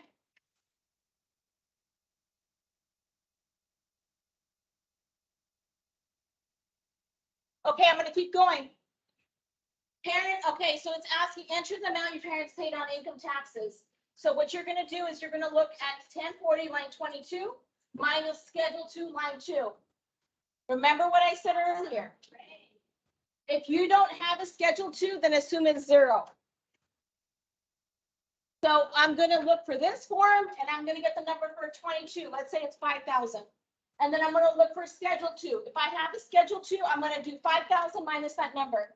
If I don't have a Schedule 2, then it's 0.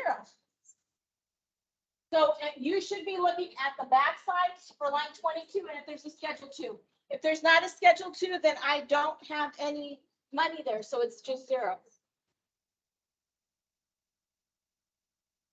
Okay, at home, do we have any questions on this?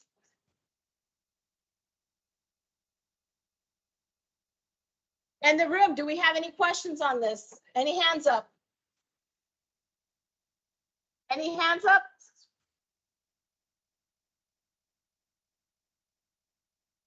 As a reminder, if you don't have a Schedule 2, then it's just this number on line 22.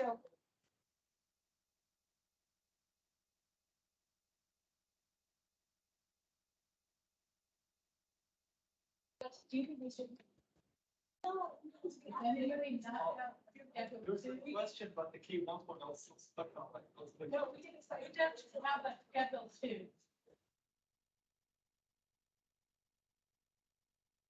Hey, can I move on? Give me a thumbs up if I can move on. Give me a thumbs up if everyone is seeing this now. Thumbs up, please, if you're seeing this. Okay.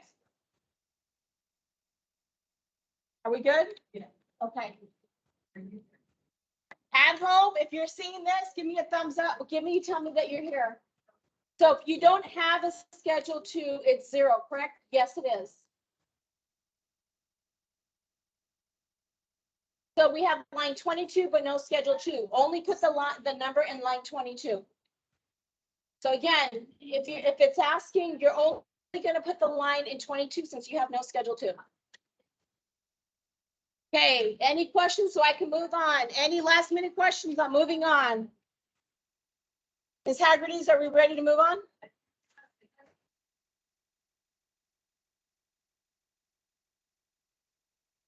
Chris, can you help right here? Okay, I'm moving on. Okay, so parent questions. This is parent questions. Let's go over the parent questions. And most of these, I'm giving you a warning, are going to be 0. So eyes up here. We ready to move on? Yeah. Okay, most of these are going to be zeros. So let's go over this. This is additional income. So the first one is, this is for the parent. Combat pay or special combat pay. If your parent's not even in the military, do I worry about this?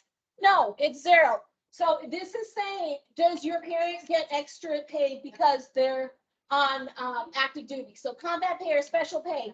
So again, most of you guys will put 0 there unless your parent has combat pay or special pay.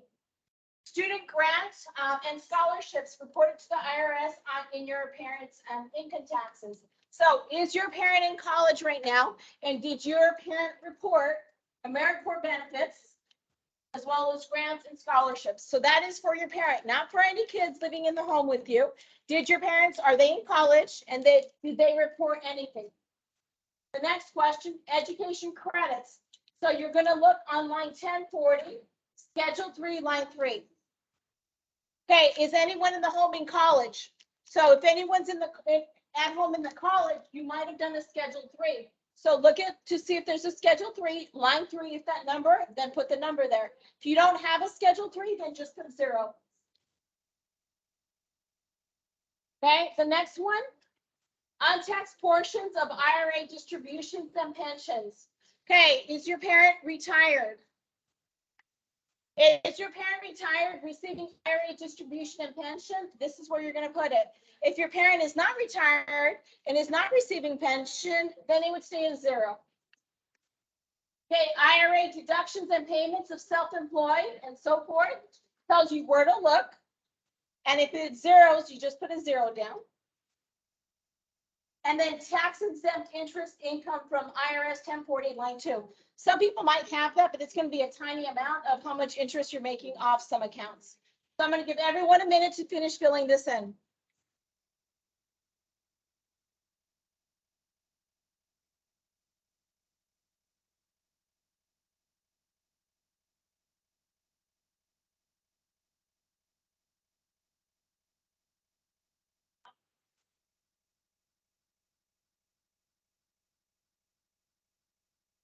Log down, log back in.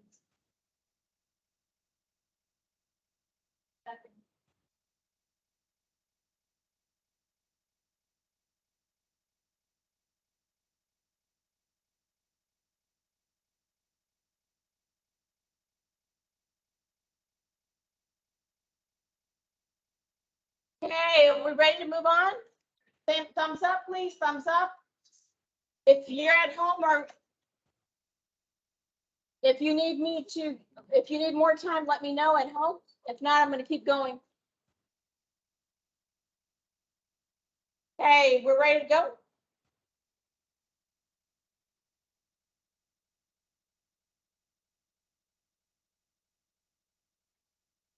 Okay, so let's keep going. It's still asking for parent information. So it's asking for additional parent information. Child support your parents paid. Do your parents pay child support? If they pay child support, you're going to figure out, for example, if they pay $300 a month, you'll do 300 times 12 to get 3,600. If your parents don't pay child support, you're just going to put 0. So again, this is how much child support they pay for the year. Earnings from work under a cooperative education program. Most parents are not in college, and most parents didn't do it under a cooperative education program, so that will be 0 for most. The last question is taxable earnings from need-based employment programs such as federal student work study. But again, these 2 questions will probably be 0s. And then you will have to know that first one to see how much child support was paid for the year. I'll give everyone a few seconds to finish that out.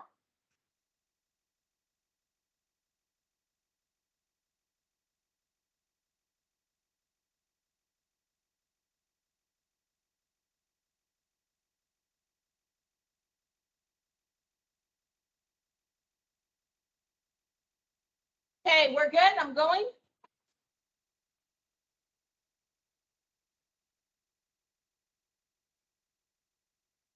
Okay, the website gave me a message thanking me for my patience. It's unable to complete. Okay, so we've had 2 students in this in person also.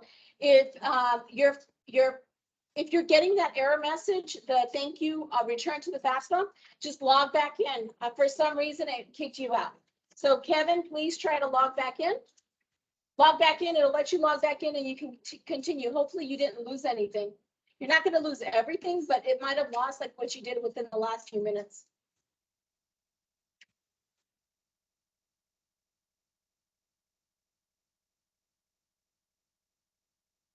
Okay, on the next slide. Okay, on the next slide, are we ready? Okay, on the next slide. The first question is child support received for all the kids. So the last page was asking how much your parents paid in child support. This page is asking if your parents receive child support and how much is that? Again, that's a yearly amount. As a reminder, most of these will be 0.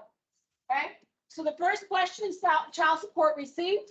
The next question is probably going to be 0 unless your parent is in the military, clergy, housing, food, and other living allowances paid to members of the military clergy. Okay.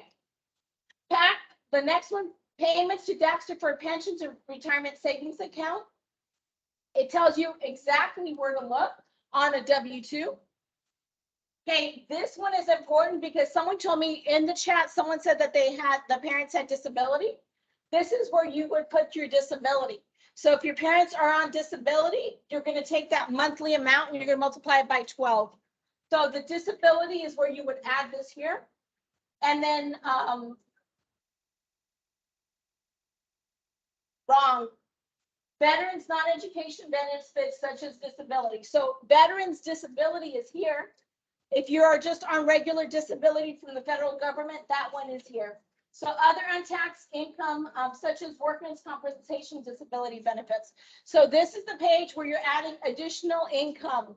So I'm going to give everyone a minute to go ahead and scan that and see if they have to add anything. So we have another minute here. There was a question in the chat. It's actually on here as well. The website. Yeah, the return to you answered that. Okay. Okay, as a reminder on the website, if the website gives you that thank you message, just log back in. Okay, can I get eyes up here? Are we ready to move on? Thumbs up if we're ready to move on. Thumbs up. Okay.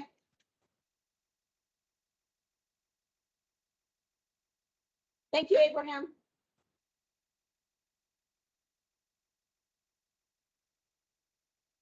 Yes, if only one parent has income, you enter that income as the first parent, and then the second parent, you put 0 for the second parent.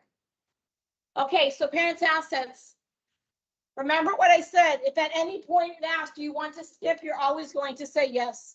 So if it asks you, do you want to skip questions? You're going to say yes. If it says no, just hit yes. If that's an option. Does anybody see that? Does anyone have that where it's asking, okay, if it's asking you, do you want to skip those questions? You're gonna hit yes.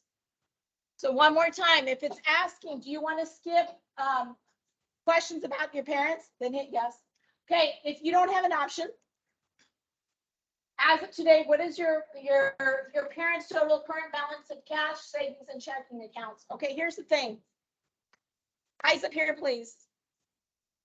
So what it's asking is, how much is in all the banks? Your cash, savings, and checking, but please, after you've paid your bills. So your parents could have got paid yesterday, but they still have to make the mortgage, they still have to buy groceries, they still have to make their car payment. So I can have $5,000 in there, but if I have to make all those payments, am I gonna have $5,000 on Monday or Tuesday? No. So the total of cash, savings, and checking after all the bills have been paid. The next one is, if there's any investments, not including retirement accounts, we're not including your 401k. Investments, including real estate. If you have a second house, this is where you would include the second rental house. So if you have any real estate, any rental properties, that's where you're going to include that second house. Maybe a parent has a second house in another country like Mexico, or you have another house like up north, that's where you would include that. If you have investments, not including retirement accounts, that's where we include that. And the last one is only if you have a business with more than 100 people. So most people don't have a business with more than 100 people, so they're going to put 0 here. So go ahead and answer those questions and then hit continue. Okay, let us know in the chat or raise your hand if you have any questions.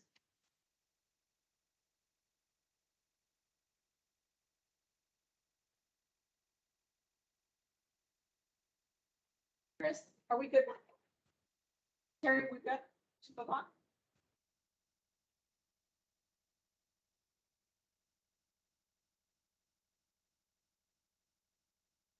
Okay, here's the thing. Some of you guys remember what I asked if you wanted to skip. Some of you guys, it's going to skip this and it's going to go sign and submit. So if you're going to sign and submit, congratulations, you're almost done. You have to sign and submit and you're done with your FAFSA.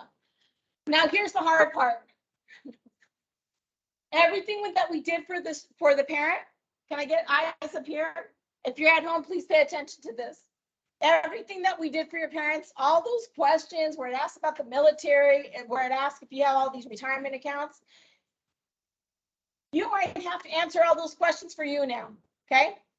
So if it went straight to sign and submit, you're more or less done and we just have to finish, okay?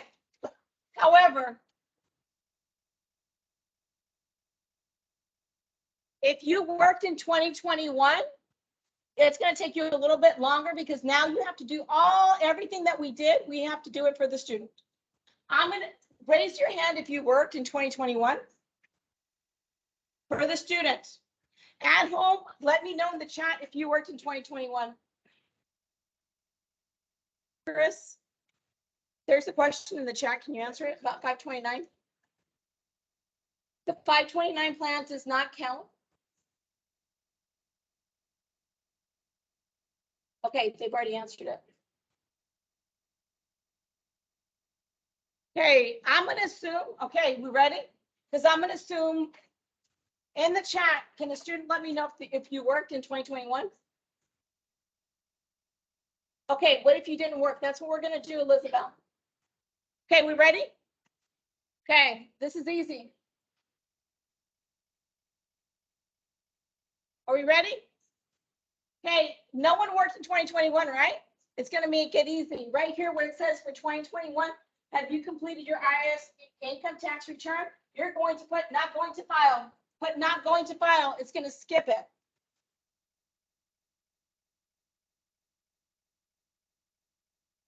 Okay? Did everyone put not going to file? It's going to ask what was your, it doesn't say what was your adjusted gross income. It asks how much money did you make from work? Did you work in 2021? No. So what are you going to put? 0. So right here, when it's asking for your income, you're gonna put 0. So for 2021, every student in here is gonna put 0.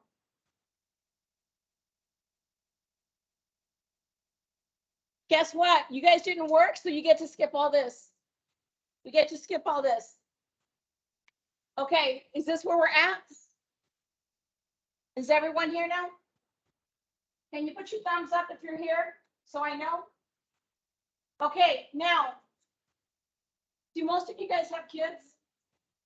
No. So right here, everything, okay, I'm gonna tell you, most of this is gonna be zeros because it's asking for the student, for you, the student. Child support you paid. Did you pay any child support? Do you guys have kids? So 0. Okay, it's asking earnings from a cooperative education program. Are you in college? 0. It's asking for federal work study. Are you in college? 0. So everyone in here who doesn't have kids is going to put 0.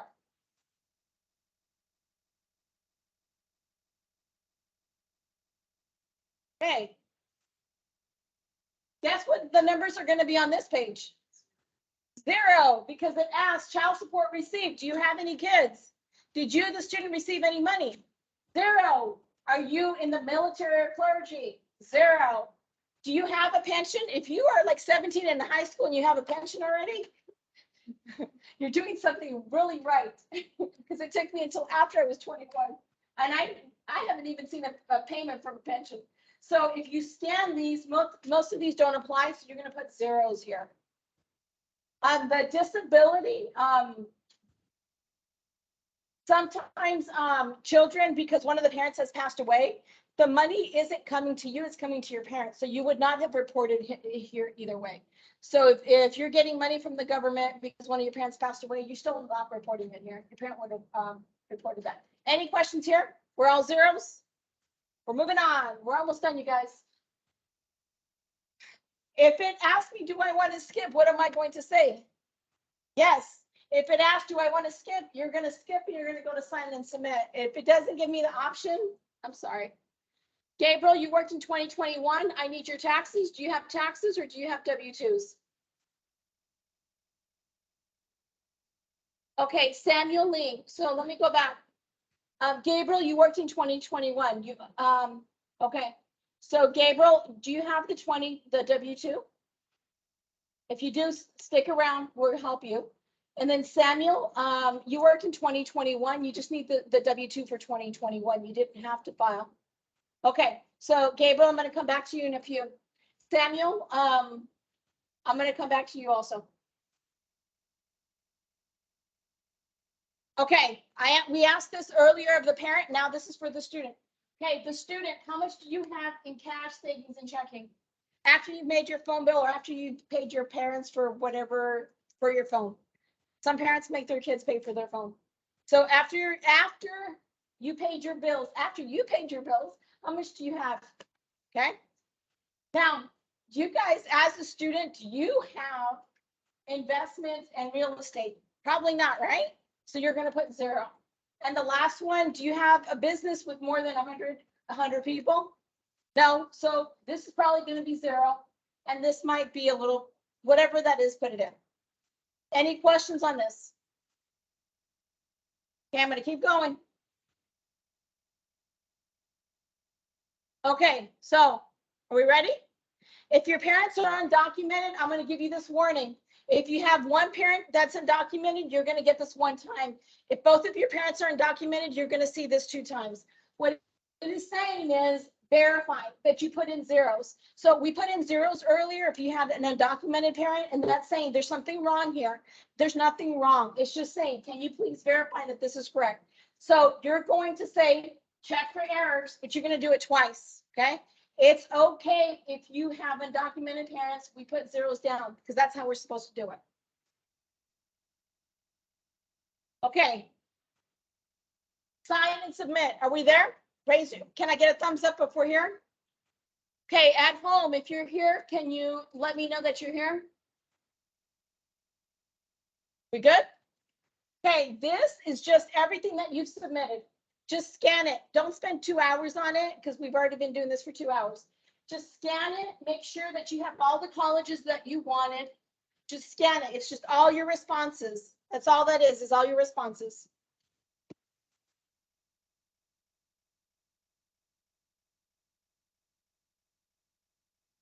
Okay, once you scan that, this is new. So for my people who've done their FAFSA before, this is new. There is a demographic survey. I can't answer this for you. It's going to ask about your gender. It's going to ask if you're transgender. It's going to ask for your ethnicity, and it's going to ask for your race. Okay, I'm just going to say it. I'm Latina. I'm Mexican American, and don't be asking me how to answer this question because none of us know how to answer the question. Okay, so no brown person knows how to answer this question. I know some of us put white, some of us put other, some of us put. I just don't answer it if you don't feel comfortable. So choose a race, answer it. But no, I don't have an answer for if you're Mexican American, what that is. Because yeah, I'm not going to go there. Okay, you got a minute. Answer the demographics.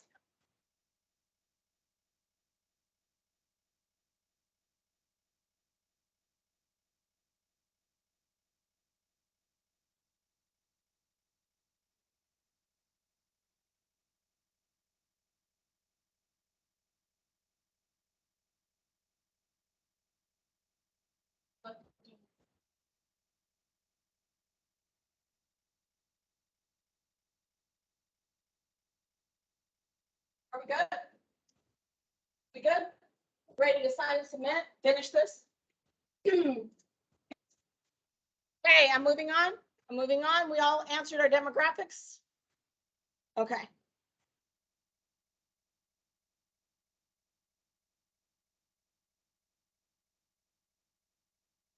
I'm not the only one, right? When we have the census, because everyone always calls me. When we have the census, I always get that question, what's our race? I'm like, I don't know. Okay, we're on sign and submit. So students sign and submit. You can see my son's name because I took a screenshot from his. Okay, so mark that yes, that you agree to all that stuff. And then hit sign my FAFSA form. We're almost there, you guys. We're almost there. So mark and then sign. Okay. What you're going to see is this is now in green. It says sign with FSA ID. And we're going to do the same process for your parent now. Okay. So it says parent signature needed and it says unsigned. Okay. We're going to do provide parent signature now. Okay. Are we good? Can I go on? Thumbs up if we're good. Perfect. Okay. So to provide parent signature. Okay, so you don't need to do two parents, you only need to do one parent. If you're undocumented, we're going to sign off, but I'm going to show you how to do that. So again, we're going to provide parent signature one more time. Parent will use FSA ID to sign. You only need one parent, and if the parent is undocumented, we're going to print today. If you are here, we're going to print it, sign it, mail it out. Okay, let's keep going. Okay, and then it's going to have the parent name. Okay, and it actually said my name earlier. It said Dolores Cordova Ramirez. And then hit, if I'm already logged in, it's going to be one of these two. It says sign and submit FAFSA form. If I've already used my FSA ID as a parent, it's going to be this one. If I haven't used an FSA ID, you're just going to hit continue. So it just depends if you've already signed in, if it already has your information. Okay, remember what I said earlier, you have a parent 1 and a parent 2. Make sure that you have the right parent. So if your mom's sitting next to you and you're going to use her FSA ID, just look at the last name, look at the date of birth, and look at the social to make sure that's your mom's while you put your mom's information. Okay. Type in the FSA ID. Okay, remember I told you earlier I was having a hard time because I wasn't paying attention and I was doing this like at 6 o'clock this morning. And when I did my information earlier, I didn't use my double last name. So my FSA ID has my double last name. So I needed to make sure that I have that information correct. Okay, so here's a parent FSA ID. Sign this form now. Again, you're going to get that. You're going to hit continue. And then at the bottom, if it says submit my FAFSA now, submit it. You're done. Okay, you're done. Don't close it yet because it's important. Don't close it yet. But congratulations. Okay, if your parent is undocumented, this is what you're going to do. We have to print out a signature page. I'm going to show you what that looks like right now. We're going to print a signature page and we're going to mail it in the mail. Okay. Now, if we do that here today, College Depot can mail it out for you, right? Yes. And if you can't do it today, your high school can mail it out for you on Monday. You can print it at school on Monday and you can mail it from the high school on Monday. Okay, so you still will submit today. If your parents are undocumented and you're like, oh, I'm not, no, you're still submitting today. So let me tell you why. It's going to take 6 weeks or more for your signature page to process if your parents are undocumented. And that's putting your timelines in jeopardy if you don't get that in the mail as soon as possible. You will not receive a financial aid package until your signature page has been processed. Let me say that one more time. If your parent is undocumented and you have to mail it out, the college or university will not give you a financial aid package until it's been processed. So while your friends might start to see a financial aid package until your page is processed, you will not see a financial aid package. Okay, so this is for undocumented parents. Okay, for undocumented parents, you're going to do these 2 steps. You're going to print the signature page, submit without signatures. So stick around and we're going to help you if your parents are undocumented. So print signature page, we're going to show you how to do that, and then submit without signatures. If you don't submit, if you just do this and don't submit, when FAFSA, when Federal Student Aid gets your page, there's not going to be anything to match it up. Let me say this one more time. If you don't submit, it might go away and you're going to be wondering why your FAFSA hasn't, like, why nothing's happened. So undocumented parents have to do both. This is what it looks like. I tested it this morning because I put zeros in for my social. This is what it looks like. This is where the parent is going to sign. We're going to put a date. And this is where we're going to mail it out to. So this is what the signature page looks like for undocumented parents. Okay. So when we're done with that, we're still going to submit. Now, raise your hand if you've submitted. Let me tell you why it's important. Okay. So don't close it up. You're going to get a congratulations, and it's going to tell you that your FAFSA is submitted. You're also going to get an email. If you haven't gotten it already, you're going to get an email from Federal Student Aid. It just says it's admitted. It does not say that it's been processed successfully. Let me say that one more time. It just says that you've sent it in. Does everyone understand that does not mean that it's been processed? Okay, it's spinning. So right now it's just spinning. Within 24 hours, you should get another email that says that it was processed successfully. So right now it's spinning. Everyone understand that? Okay, so now on this page, you should also see an EFC. And you might even see if you qualify for a Pell Grant. And the Pell Grant was like almost $6,900. So before you close all your windows, you might want to see if you qualify for a Pell Grant. And as of today, if you got $6,900 by doing your FAFSA. So don't close everything up. Look to see what it says. Okay, now the other thing I wanted to mention. So remember what I said, 24 hours, you're going to get another email to see if it was processed successfully. You're going to get 1 or 2 emails. This one, it's going to say process successfully, again, within 24 hours. And you can go back and do corrections. If you needed to add more schools, this is when you can do it. So that's for you. So when in 24 hours, you can add the additional schools that you needed to add. Okay, this is bad. This is bad. Action required, and they're going to keep sending you, but if you don't look at your emails, if you don't log into your FAFSA, you're never going to see this. So Federal Student Aid will tell you, you're not done. You need to do something. Action is required. Okay, so make sure within 24 hours you go back in or you look at your emails because it'll tell you if you need to go back in and fix some stuff. Okay, now, one other thing I need to tell you about a student aid report. A student aid report, sometimes you'll have to go in and you'll have to download a student aid report. If you're going to be applying for the Arizona Community Foundation in January, and there's a few other scholarships also. Okay, so there's some scholarships that you have to prove that you have financial aid. They want to see this student aid report. You can access the student aid report. by logging into your FAFSA. You can view your student aid report, which just it's a synopsis of everything that you inputted. So you can view it and you can download it, and then you'll download it and attach it to your scholarship. So again, some scholarships will ask you for the student aid report. Remember, usually after 24 hours, you're going to have to wait before you can do this. But most of those scholarships won't open up yet. So you have some time to do that.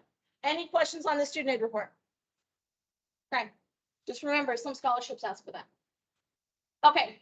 Now, again, at any point, if you want to look at it at your FAFSA, you can look at your status right here. Okay. This right here tells me expected family contribution. You can see if you can get a Pell Grant and so forth. We're done. We're done, you guys. We're done. You survived. Okay, before you